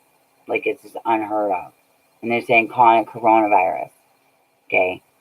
So they're saying coronavirus, nobody's ever fucking heard of that shit before. Except for my little brother, who said that they had already fought this shit off in 2003. And then now it's come back and it's a new strain.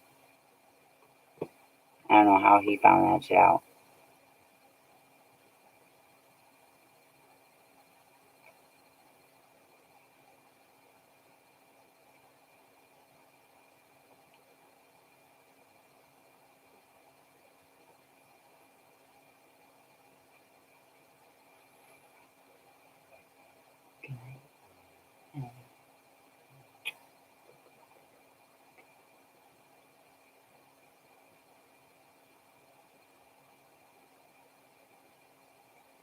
People keep saying hi to you and you just always keep walking away.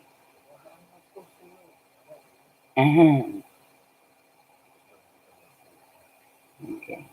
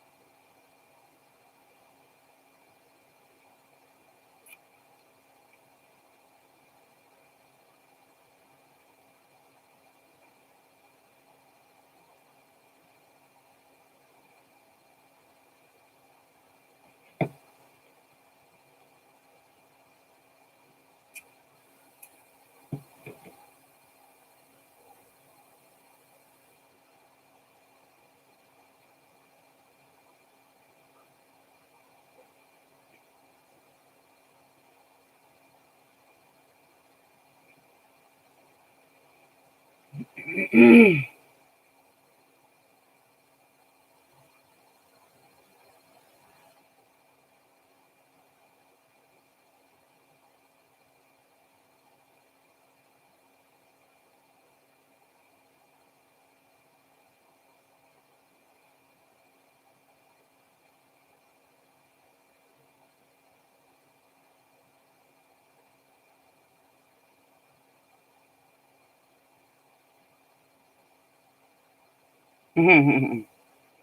guess so, Carly.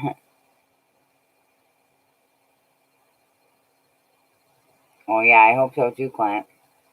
Good luck with that, anyways. Good luck. I don't know if I ever even had surgery, because it's possible that I might have, but I don't think so.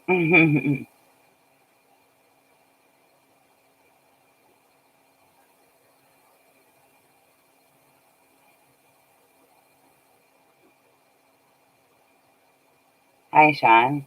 How are you?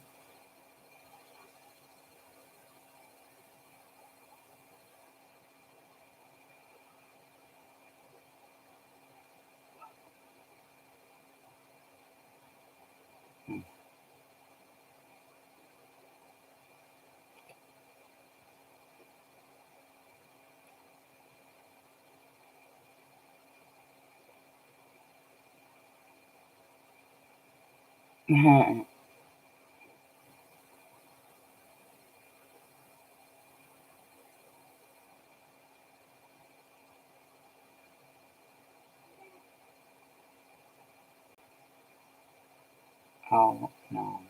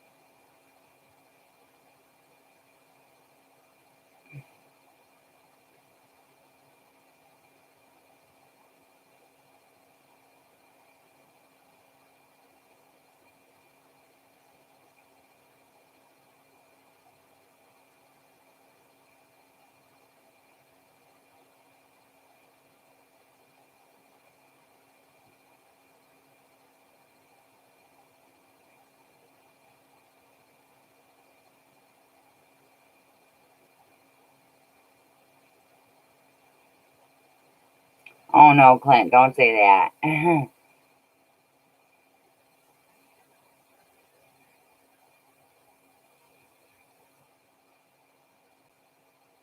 Prepping. Like doomsday prepping? Lost in the sauce?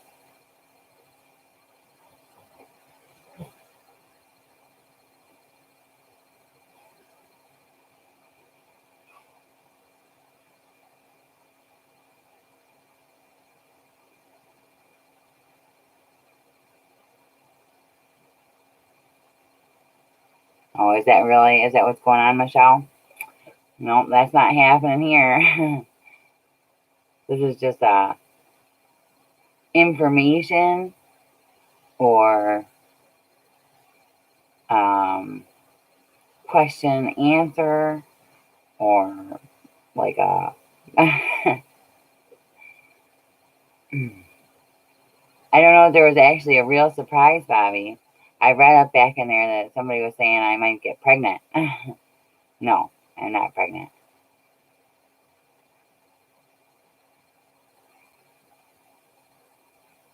Everybody should be cool here, right, Tammy?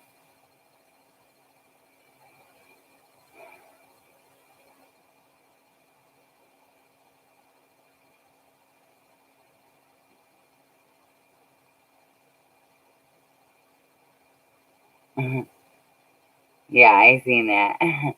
I seen it, Tammy.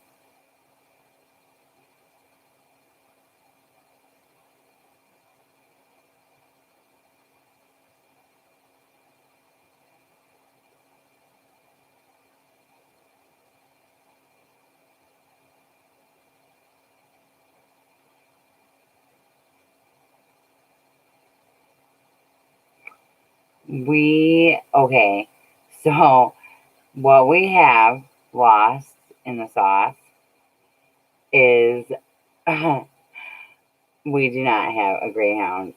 So, well, we have an Indian Trails bus that picks you up in the parking lot of Burger King. That's right, Donna.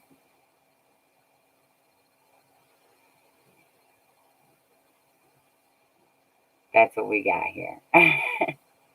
And then it takes you from the parking lot in Burger King to a hotel in Taos that actually is the Greyhound, like, check-in hotel place or something. And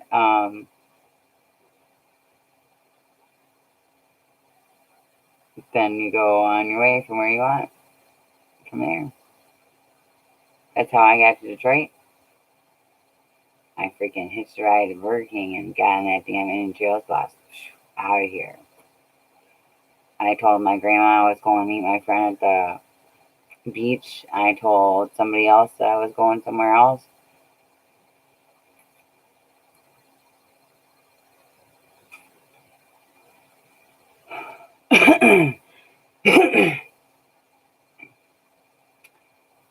Okay, Bobby. So let me tell you, I had a stroke, and then after that, I went back to using, and that didn't probably last for very long before I was disoriented or whatever. I mean, I guess. No, it doesn't everybody need to know.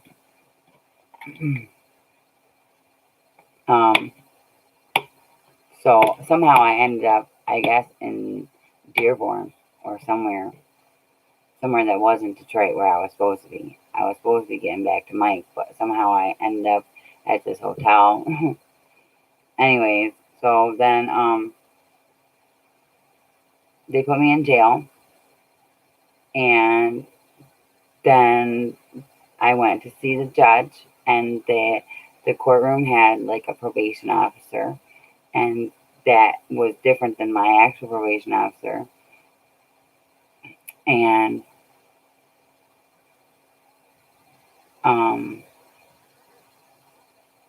then the probation officer for the courtroom said, basically, look at her. And I guess I was really skinny or something. I don't know. I was probably looking fabulous. That's what I think. Anyways, and they said, he said, if we put her in jail, she's just going to get right back out, and she's going to end up killing herself. And so then the judge said, okay, so then what do you recommend? And my charge was for my home invasion from my stepdad's house, so it was a 1 to 15-year charge. And so the probation officer guy said he thought that I should go to prison for a year, that I should do my minimum on my charge. And the judge said, okay, I agree. And so they sent me to prison. Okay. Then after, while I was in prison, I had to parole up here to my grandma's house. And so then I was back in Osceola. Okay. And so then I'm on parole. start going to my substance abuse classes or whatever, and go into some NA meetings, and start working at KFC Taco Bell, and it seems like everything's going good, and then I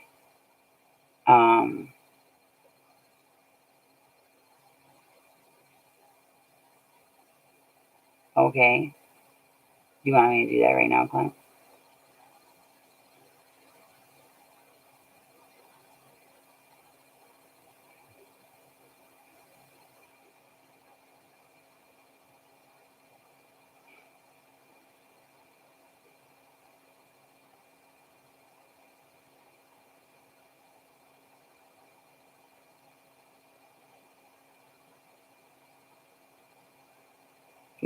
Yep, I did. I went to Huron Valley. Okay. So,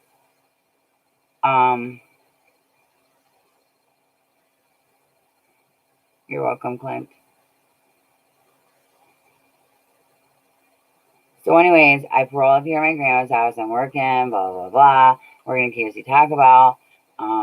Then this guy that I know, his name is Aaron, and he, I don't know, he was like an aggressive kind of guy, like a controlling kind of guy. And he I don't know, whatever. Anyways, so yeah, it's terrible. They're done. So anyway, so he got me turned back on to dope, and actually, I think I had already started with my friend Chris Gary, and he said like, "Oh, this girl's got 59 days clean, and I'm getting her high," and that was the first time I ever shot up morphine, and so then I was like, "Wow, this is amazing," and so then like I was like, this is way better than heroin, like shit. And then I end up not being able to get any, and so then Aaron was basically selling me shit, and so then he sold to me for a long time.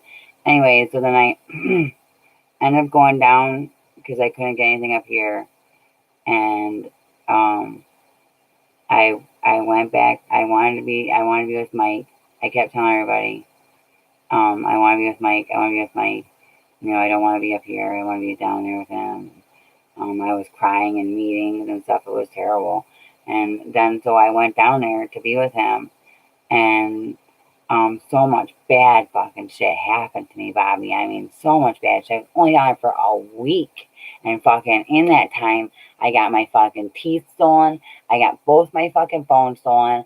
I got fucking had sex with and fucking basically ripped off. No fucking money, no nothing, and then all my shit stolen by the same fucking guy, and then gave me some fucking dope. And then when I went to go see Mike, I tell him like, this just happened to me. I just got robbed and everything. And then I say, but he did give me this dope before he fucking stole everything from me after I did the fucking date with him. And then we did the dope, and he's like, oh, this shit's good. Did you get his number? I'm like, no, I wasn't trying to fucking get his number after he just robbed me. Well, whatever. How was I going to get his number? He fucking robbed me anyways. So, so all this stuff kept happening. And then when I went to rehab, okay, I thought that I might be pregnant, and I hoped that I might be because I was with Mike, who's the only guy that I've been with without protection. And he said some fucked up shit, like ain't there some stairs you can fall down there? Or, can't you take care of it with like a coat hanger or something, and I was like, that's really fucked up for you to even say that. Like, how could you say that if it was our baby? And so then that was kind of like, I felt like we were just totally on two different like paths. And my family came to see me in the rehab, and we had like a little therapy and stuff. And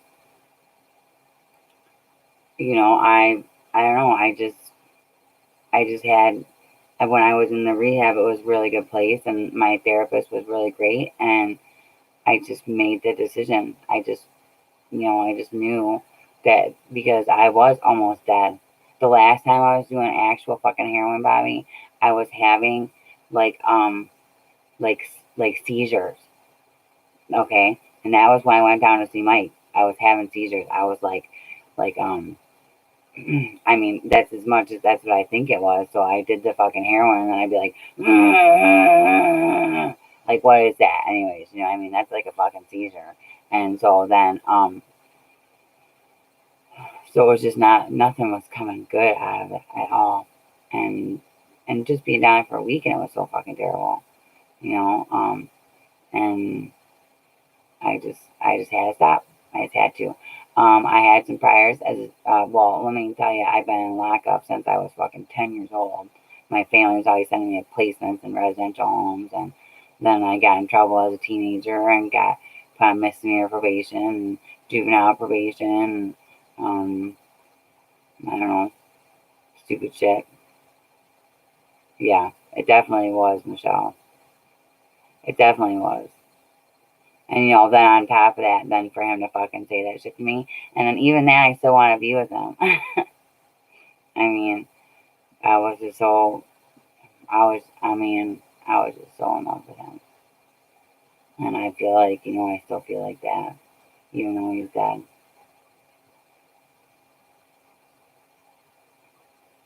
But, I begged him to come up here so many times, Bobby. I begged him to, and he never would. So, but then he was actually, like, joking and also not joking, saying that he was going to come up here and help me raise my baby while I was still pregnant. Because we were having some issues, me and Mike. And he was pretty, he was doing some things that were some, like, red flag kind of deal stuff. And I was talking to the other Mike about it, and he was saying he was going to come up here and we'd take, go off together and take the dog with us too, and leave Mike with nothing. I mean, it was mean, but it was funny to me at the time. It's still a little bit funny because I just know how Mike is, downstate Mike. You know how he is. And he's just like that. I mean, he was always joking, and I mean, he was mean joking, Like, he always called this Mike, like, grandpa and stuff, and asked me, like, wasn't he gonna be in a nursing home in a couple years anyways, or something,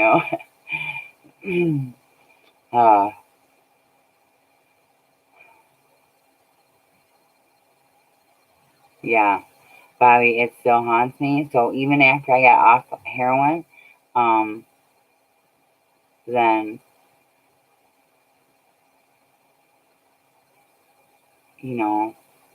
I relapsed and I wanted to see him. I relapsed on crack cocaine, and I went down there to try and see him, and my mom didn't want to see him unless he was gonna get us some fucking crack. And so then, because he said he couldn't do it, then she said we couldn't go see him. And so I never got a chance to see him at all since that last time when I relapsed, when I seen him before he died. And that's just really terrible to me.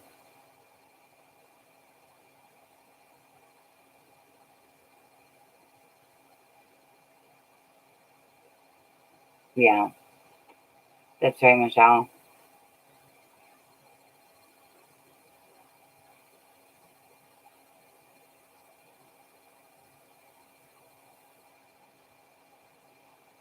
Thank you, Clint. I think that's what I just said, isn't it? That's what I was just talking about.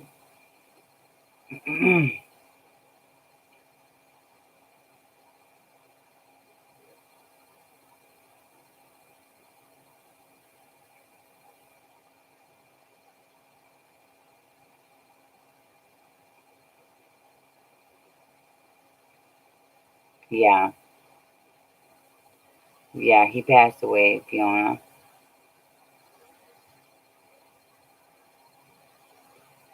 Not this mic up here. Not Kyrie's dad.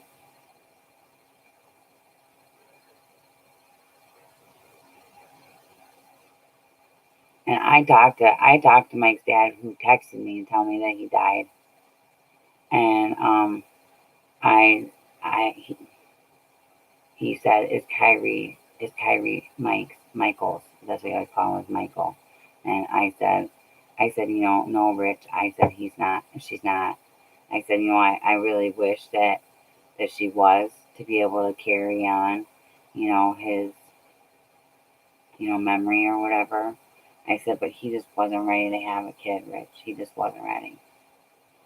And, and that's evidenced by what he fucking said to me when I was in rehab about, can I fucking fall down some stairs or take care with a fucking hanger? Who the fuck says that? Take care of a fucking baby with a coat hanger? I mean, that's what they're talking about now, right? These fucking coat hanger abortions. That's so fucked up and terrible and nasty. That's just so sick. Sick. I believe I'm pro-choice, okay? So I don't want to get into that fucking shit, because I believe that everybody should have a right to choose whether they want to have a child or not.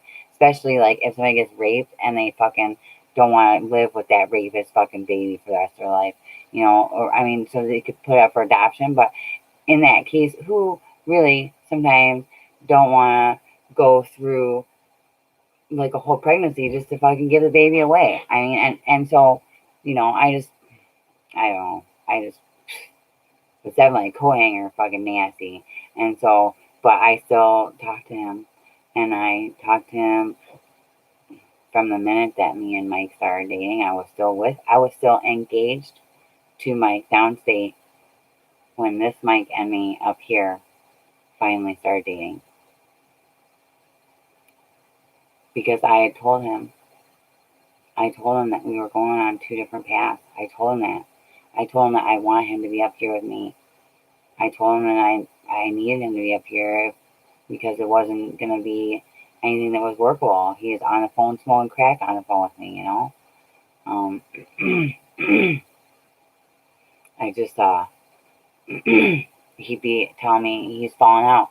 And the last actual phone call I had with him, my mom and me were at the Asavo,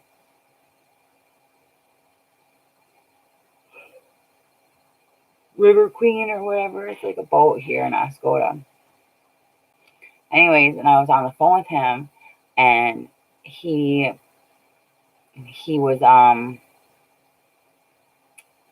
in a bathroom somewhere, and somebody was banging on the door, and I knew that he was in there using dope. He had said he was using dope. He said he was in there fucking shooting up. That's why he was in the bathroom, okay? And so he was telling me, like, hold on. I mean, my mom were talking to him, and she was really liking Mike again after she stopped liking him, and she started liking him again, because she was not liking on this Mike up here. And anyway, so then somebody was banging on the bathroom door, and he said to me, he was like, he said to the person, like, hold on a minute, I'll be right out or something. And I'm thinking, like, he's got all his paraphernalia out. Who knows what's going on, If they bust in there, he's going to get in so much trouble. And he says to me, hold on a minute, baby. And then I'm like, okay. And then he's like, he comes back, and the person's still knocking on the door. And he's like, I gotta go. He's like, I'll call you back. He's like, I love you, baby. And I'm like, I love you too. And then he hung up. And that was right before the last time I talked to him. I talked to him again after that, and I told him that he said that to me and asked him if he remembered, and he said he didn't remember even saying that to me. So it is what it is,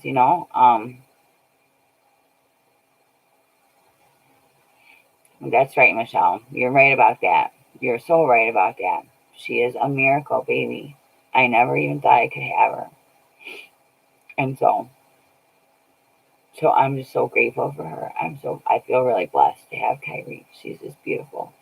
And she's so smart. And she's so funny. Anyways, I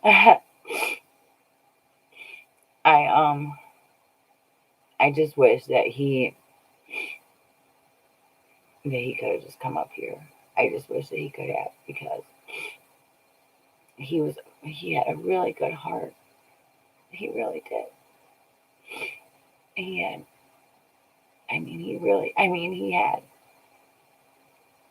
he had some fucking issues. He even told me that he knew that it wasn't God that was helping him. He said he knew it was the other guy. Because I knew he kept fucking getting off so much. He kept getting off on all this fucking stuff. He kept getting in trouble. And they just let him go. He fucking fall out. He'd fall in a bathroom for like hours at a time and wake up and not even fucking know what happened, And that's what I always said. It was like a miracle that he was still living. And he just kept choosing that. Just kept choosing it over and over again. And I don't know. It just was too powerful, And I know before there was some discussion about addicts being weak-minded people or something. That's not true. Mike was not a weak-minded person at all. He was very strong-willed and he had a fucking mind. His mind was up to devious shit. He was such a fucking charming con. And, it just was it was stronger than him. It was just a lot stronger than he was. And he even said, I know I need to get out. He said, I should go to rehab. I know I should stop. I know I need to stop. He said, all this, I know.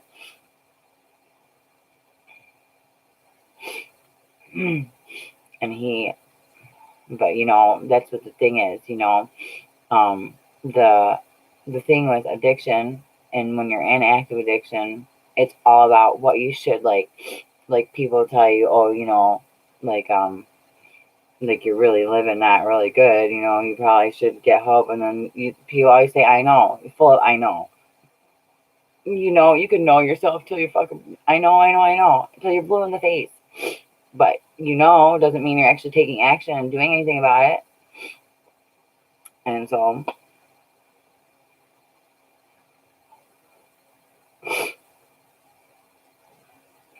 thanks guys. I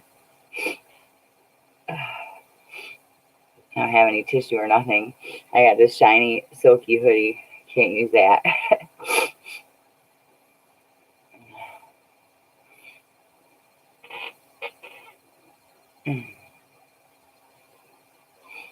But yeah.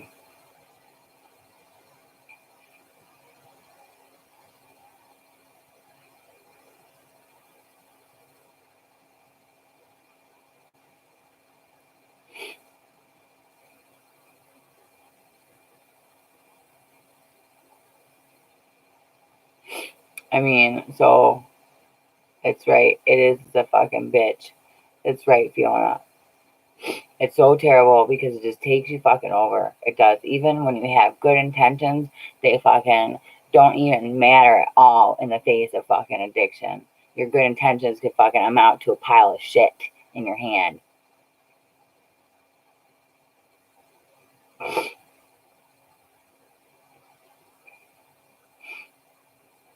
It's just not,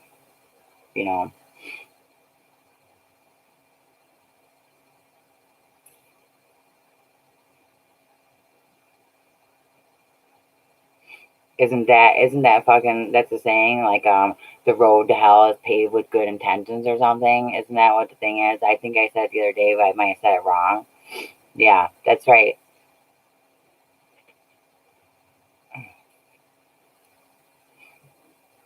And that's true. That's true. And people like my stepdad, he is a sick motherfucker, and whether or not he may used to have a good heart, or maybe he may still have a little teeny tiny part of goodness in him, there's nothing good about that man at all. And that's the kind of person, and he does go around and try and be, helpful to people, and the Mr. Nice Guy, blah blah blah. Okay. Mike was born in 1971, Bobby. And I was born in 1990. So his birthday is May the 2nd, 1971. And my birthday is November 20th, 1990.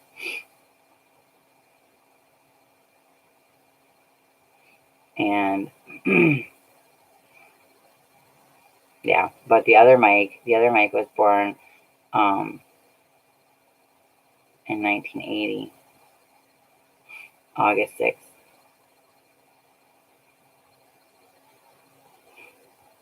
So he was only 10 years older than me.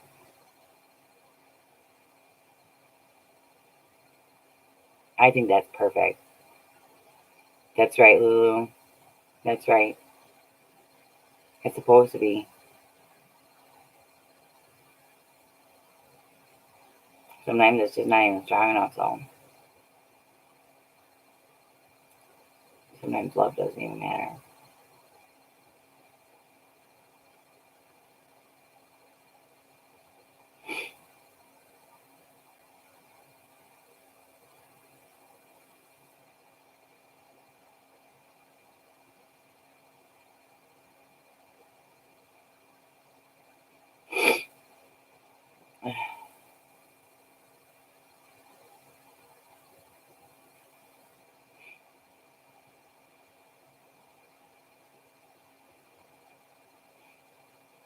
I don't hang with people that are heartless either, but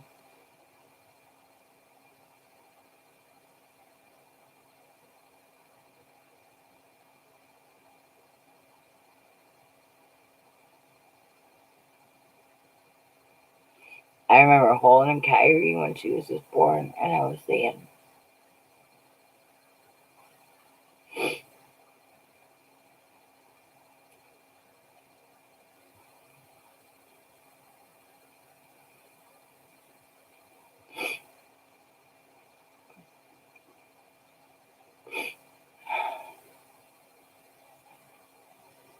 like, he would have loved to meet you.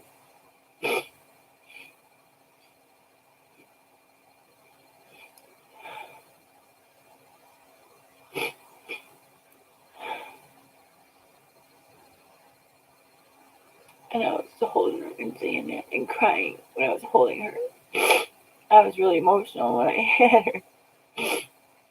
Especially when 2 days after I came home. 2 days after I had her, I came home.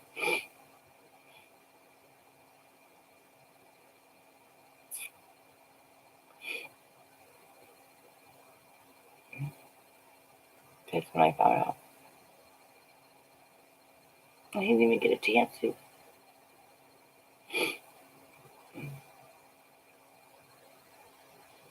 And he wanted to.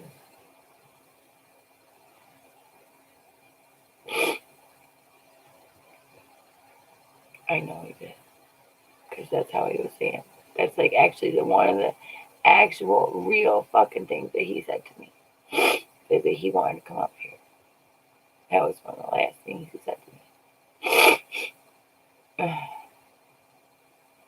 Then he said he was going to jail.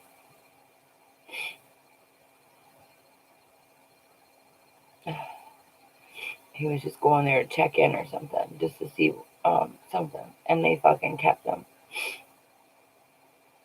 And then, Wayne County is like a revolving fucking door. So they put you in there and then they let you right back out.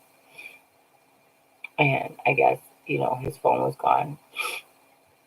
So he must have just found, like a random phone to call his dad. That's all he ever usually did.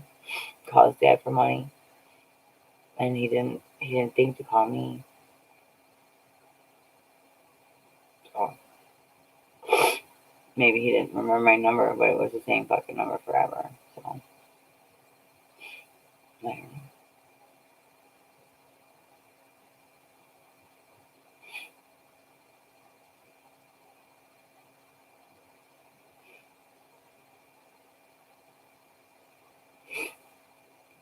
I know I do. That is very sweet. Thank you so much. But the deal is,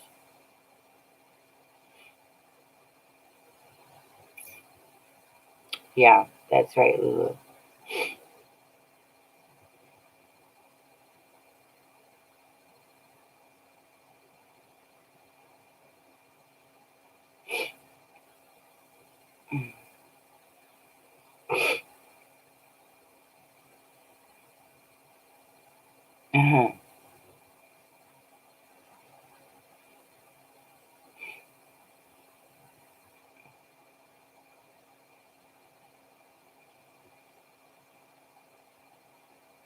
I believe that Mike was. I believe that. I believe that he was, Michelle. Because even when we would be separated, because I would fucking leave. I would leave to go get money. I would leave. We would get into some kind of stupid fight. He would leave, whatever the deal was. And we wouldn't see each other for a while. And then when we would see each other again, it'd be like a week or something, And then we would see each other. It would be like, just like coming home. I mean, it was like the best feeling ever. Like an extension of my own body.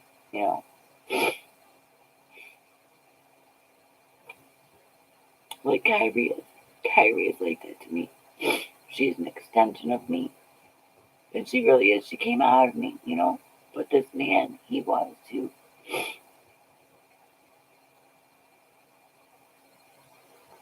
I was like, just felt so right.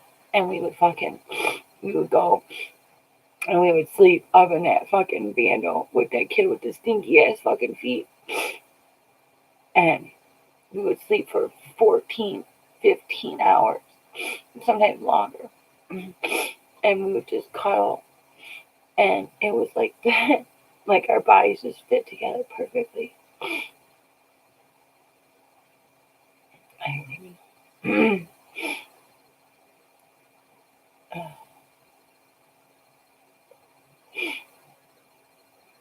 Well, I don't know if they even have that around here, Lulu. The therapist that I see now is just a retard. She's so clueless. She doesn't know really much about life. She doesn't know anything about addiction. That's for sure. Just what she's read in a fucking book.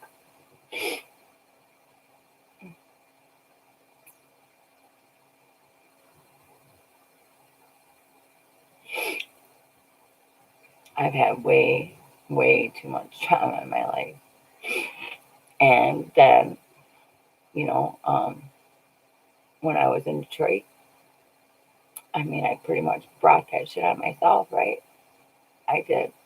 I put myself in those positions to fucking get that shit to fucking happen to me.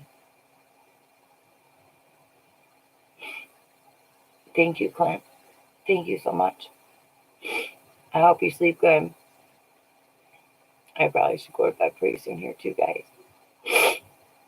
I just want another cigarette. mm.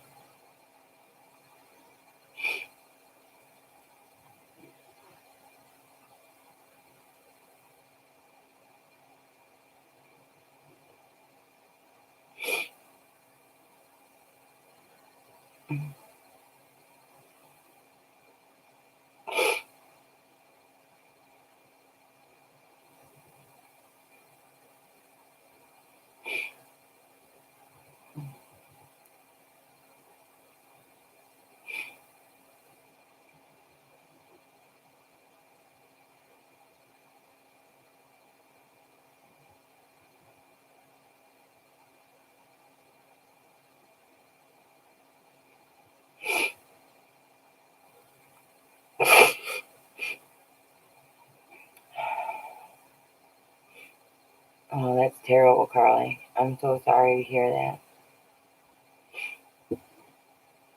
I had a friend down in Detroit, and I had actually been in Dickerson with her, and she was this sweet girl. She looked so fucking innocent, like she'd never done a drug a day in her life. Like, what are you doing in fucking Wayne County, Dickerson, girl? And when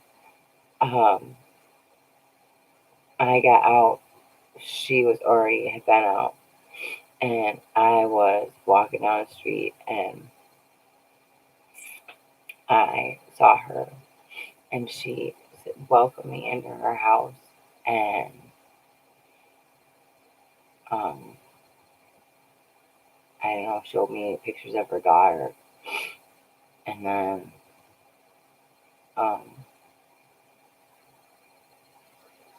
like a week later, she was dead. And her grandma blamed me for her fucking dying. And that wasn't the case. I didn't even know that she had passed away up in her fucking room. She died. She overdosed up in there. Maybe it was even like more recent after I had seen her. Maybe it happened like a couple days later.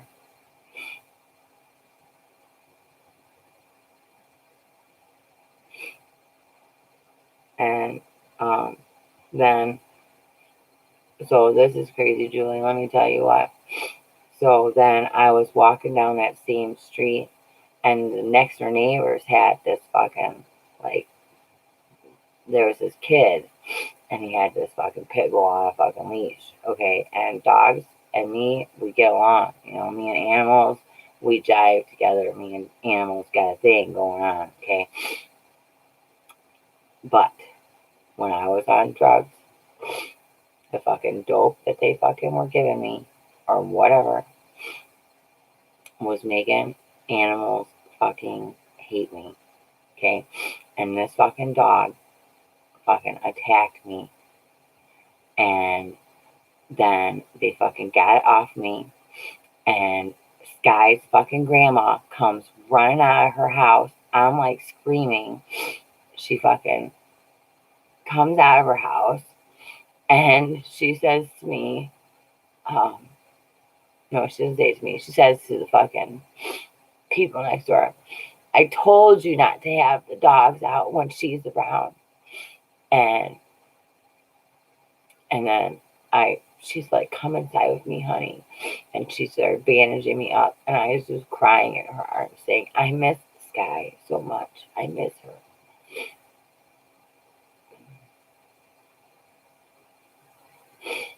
And she was holding me while I was crying.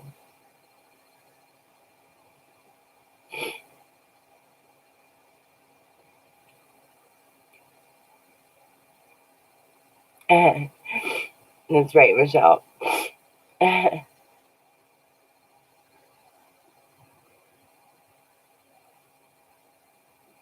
was crazy. And I fucking called Mike. I think I had a cell phone, or maybe she let me use her phone. And he didn't even believe that he didn't even know, he didn't believe where I was. He didn't fucking believe anything that just happened to me. And ladies in the background, I'm crying. And she's saying, you know, I don't even know. When I ended up meeting up with him and showing him, it was a lot fucking worse than he thought.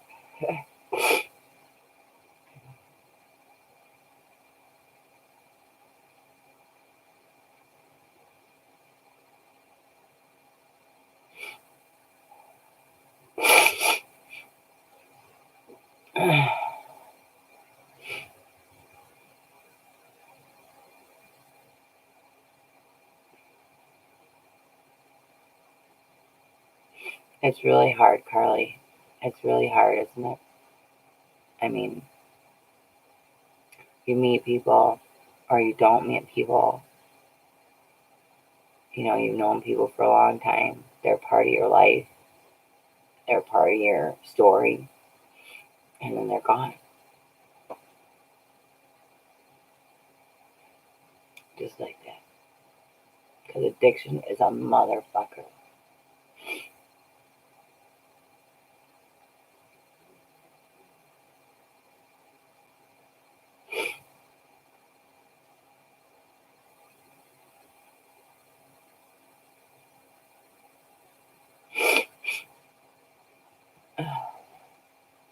I'm a mess, you guys.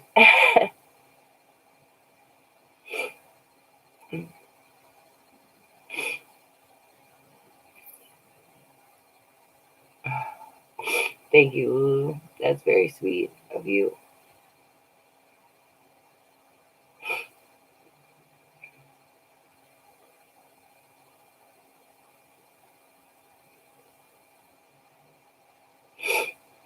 I had this friend up here.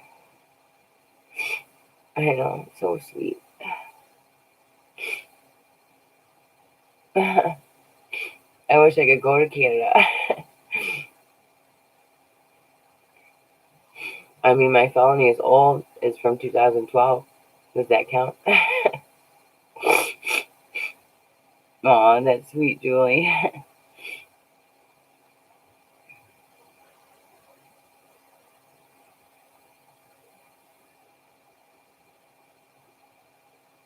Yeah, that's right, Carly. I feel like I should have been there to save his fucking life. That's what I feel like. But then I also think if I had been down there, girl, I would fucking probably be dead myself. Because who's to say that we wouldn't do the same dope and would kill us both? That sounds fun, Michelle. But my one friend told me that she basically had to breathe for her boyfriend and, keep him alive until the ambulance came. And that she made him, basically stay alive. She saved his fucking life. And when she told me about that, I said, I thought, that should have been me doing that shit for Mike. But, who's to say that they didn't try it in the shelter? I mean, the shelter's fucking really overcrowded, so if he was in a fucking shelter in Detroit and he was overdosing, how would they fucking know? They wouldn't know.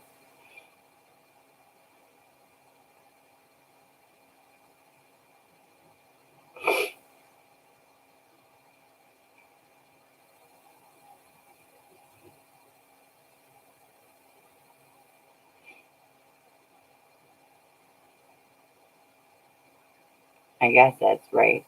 I guess that's the way to look at it, Carly.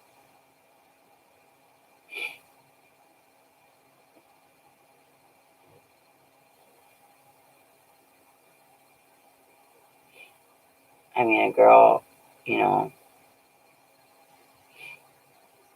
there was this kid, his name was Jerry. Yeah, he died. He died at the shelter in Detroit. That's what his dad texted me. He said he overdosed in the shelter. Somewhere in Detroit. Some Detroit shelter. And I was watching on YouTube. There's a British woman or something, and she goes around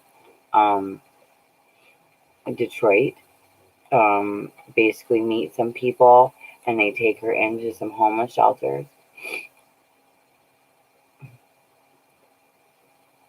And they're so bad and overcrowded. I mean, who would have even known that he was fucking dying? They said that they tried to resuscitate him. That's what his dad said.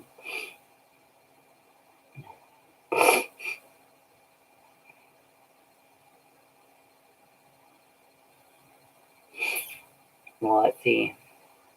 He died in December of 2018. So he would have been 38 years old. And I was 28.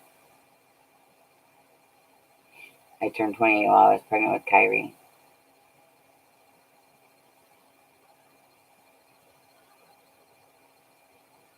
Yeah. Yeah, well, that's the thing. I don't understand why people do that. That's so stupid. Don't go out, after you've been clean for that long and think you can do the same amount. I don't understand why people do that all the time. I don't understand. Yeah, he was young. He turned 38 in August.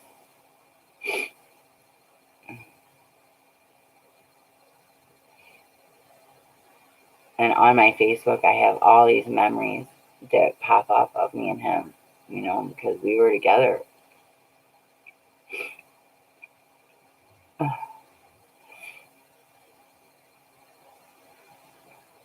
That's what it is, Lulu.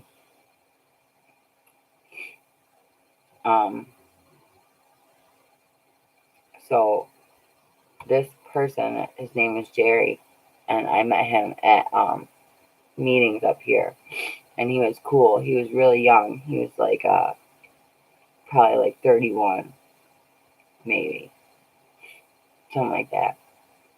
And he was clean. and he had moved out of Taos. He had moved away, and he was working at a fucking Denny's, and somebody that fucking that came into the fucking restaurant must have had some dope or something. Somehow fucking lured him back. He was clean. He had just been posting on Facebook about how grateful he was to be clean and everything. And then they said, now I don't know, but that he fucking snorted the shit and died. And that's possible. But I was just like, why? You know, I mean, I understand. If somebody fucking had some dope in my face right now, I don't think that I would turn it down. I'm just gonna say that. If it was right here in front of me, I don't think that I would be able to say no. And I'm saying that. I know myself. So that's why I stay away from it. But, because it would just fuck my whole life up so bad.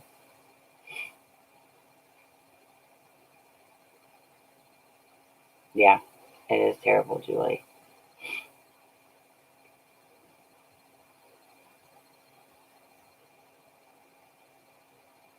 He died at work. He died in the fucking Denny's.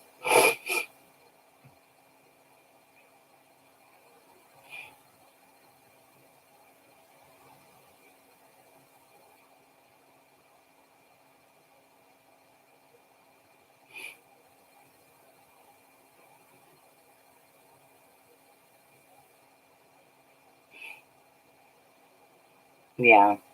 Yeah, Carly. So that's why I think my friend Chris was a little bit upset about, because when I got out of prison and everything, I had almost 60 days, almost 2 months or whatever.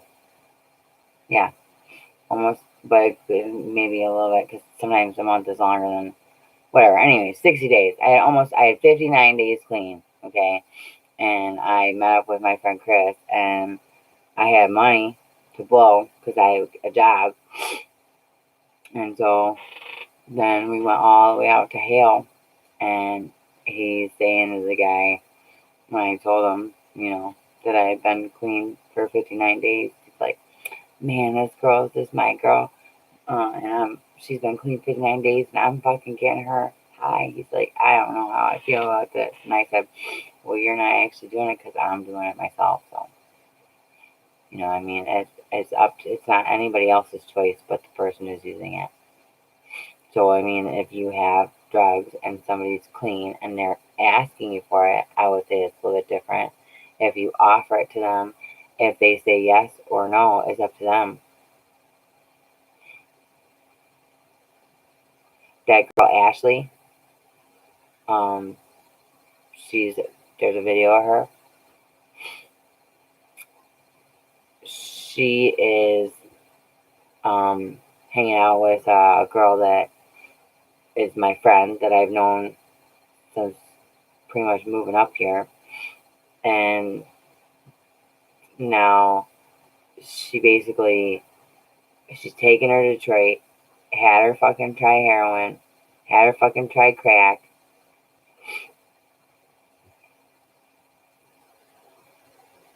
Now they drink all the time. Just drink.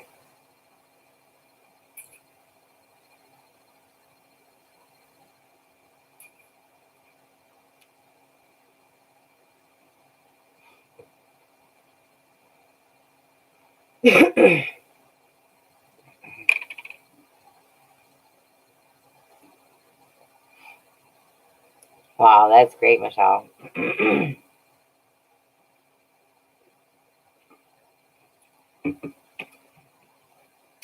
when I was all, I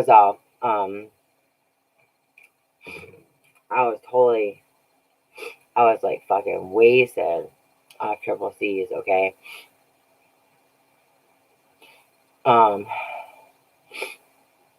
So bad that I couldn't see.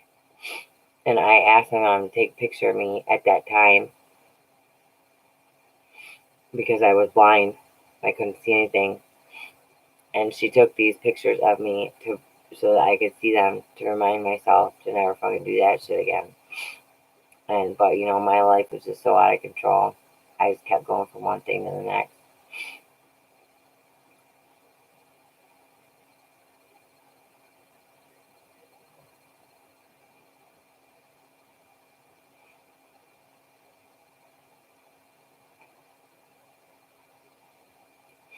Triple C's, Julie, is core, seed, and cold and cough. You fucking take 6 or 8 of them motherfuckers. I kept always feeling like it was my brain was open through my fucking eyeball. And I could just fucking see everything before it was gonna happen and stuff. I mean, it really fucked me up.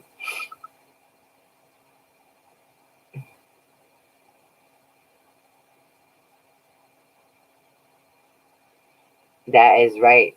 That's right, Lulu. It is. It's right, Michelle. When I was down in Detroit, if somebody said, like, oh, you know, like that shit's really strong, I fucking overdosed on it or whatever, then we'd say, okay, where's that dope at? I don't know, Lulu. The last I heard about Amanda was that she was in a different state with her family. I don't know if that's still true or not. I hope it is. Yes, there is a video of Ashley Bobby. It is on Tom's channel.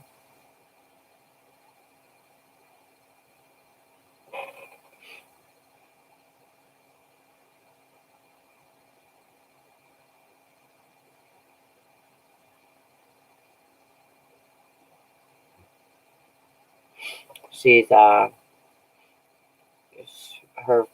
mother lives up here with her daughter. I believe that Ashley is supposed to live with them too, but I don't think that that's what's happening right now. I think she's staying with Brittany. I don't know.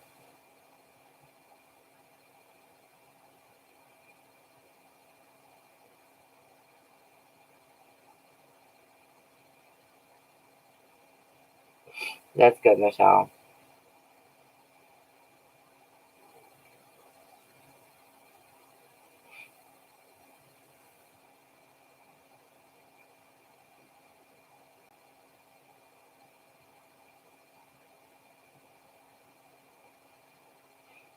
Wow, that's crazy. I did not know that.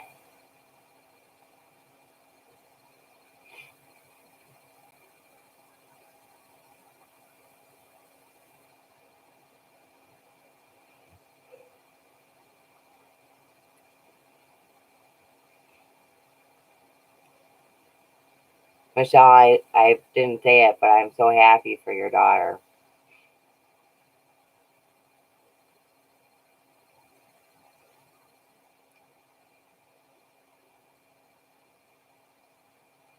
Really.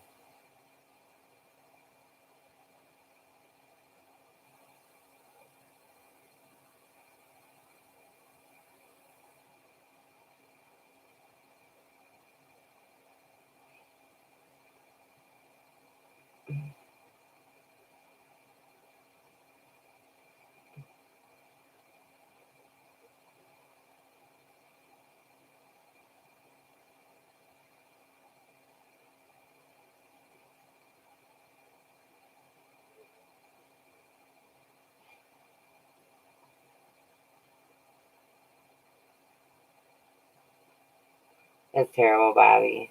That's so sad. That's so sad. That's good, Nicole. Oh, yeah, I'm sure. I'm sure that's how my family must have felt, too. I mean, they always kept telling me that they didn't know if they were going to get that call about me being Jane Doe fucking dead somewhere. I was Jane Doe when I had my stroke. They didn't know who I was.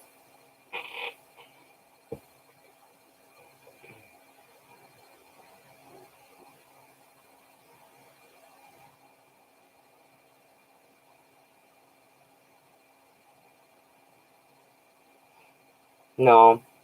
My relationship with Tom Lulu is non-existent. We don't talk anymore. I don't watch his, lives. I don't do any of that shit. I don't watch anybody's fucking lives. It's like I said earlier, like, it was pretty difficult for me to even get on this live tonight, I mean, I just don't feel like I have enough time, which is so funny because I don't understand, It's not like I'm on season where I'm working. I feel like I just don't have time for anything anymore. So I managed to do like a video or two and then get off. And I don't watch that shit because it was just fucking bringing me down. And I kept fucking going on. And any other time I go on, I'd hear fucking somebody talking about me. And I don't need that shit. I got enough fucking shit going on in my own fucking world to be dealing with other people fucking talking shit about me. This is ridiculous. Nobody fucking knows my life. Who the fuck is anybody to fucking say anything about me? Unless it's true, don't fucking keep my name out your mouth. That's how I feel.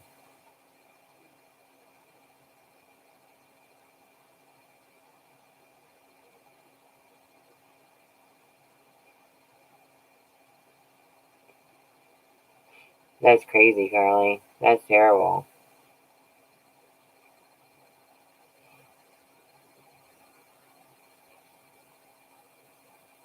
Yeah, that's right, Bobby. She does keep me busy, which I hear her stirring around right now. It is fucking 1:45, and I already cried now for my monthly quota here or something. I don't usually try and cry. I usually try not to. I don't like it. I don't like how I look. It makes me feel less than. But that's okay.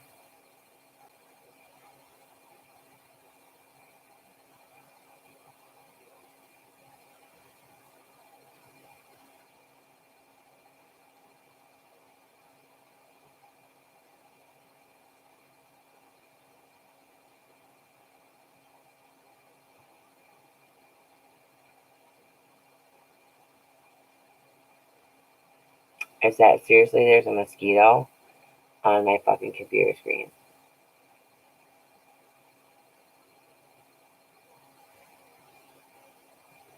And I can't kill it.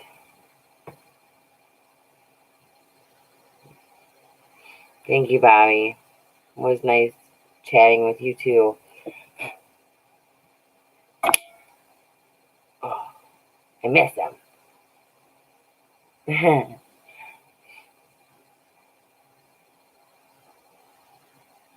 Thank you, Julie.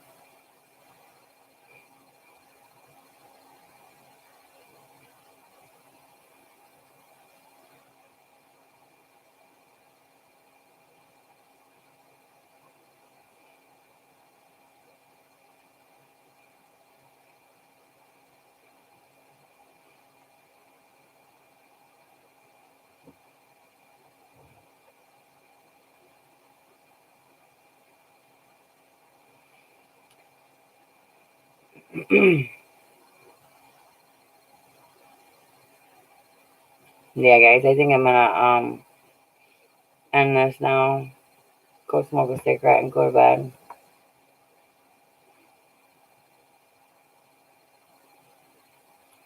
Thanks everybody for letting me cry to you. Even if it's embarrassing, at least it wasn't so bad like the one the one that's like all messed up out of sync or whatever. And I'm just like oh, this is terrible. I hate it. Good night, Michelle. Good night, Lost in the Sauce.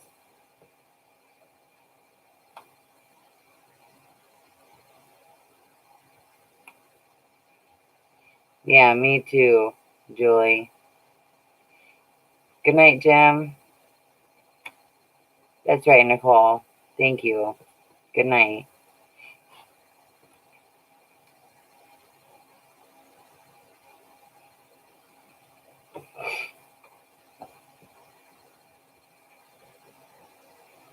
I wish I could like comments. I like Jim's right there, popping in like that. Yeah, I'll try and see you all tomorrow. In the meantime, maybe comment on this live, on the chat, in the live, or whatever, not in the chat part, but on the comment section after it's over, anything that you might want to know about, and I'll try and do a video about it tomorrow. Okay?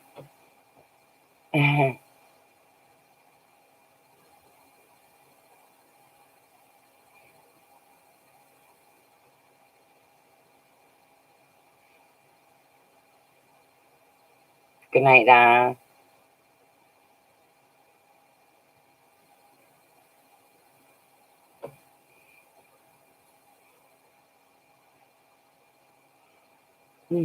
Good night, Jean. Thanks for being here, guys.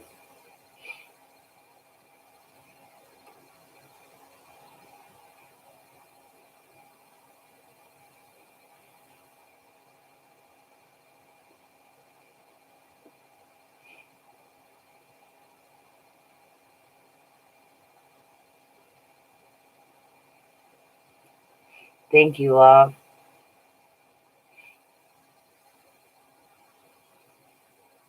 You too. Thanks, Julie. That's sweet.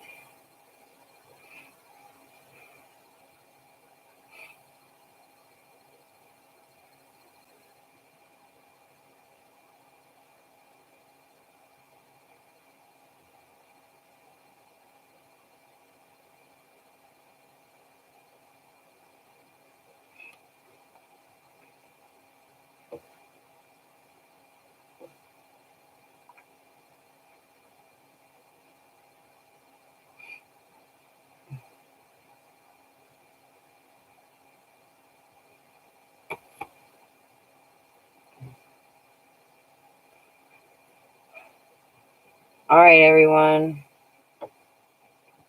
I love you all. Good night. If it's good morning, good night, good afternoon, good evening. I will see you all again tomorrow, today, whatever. All right.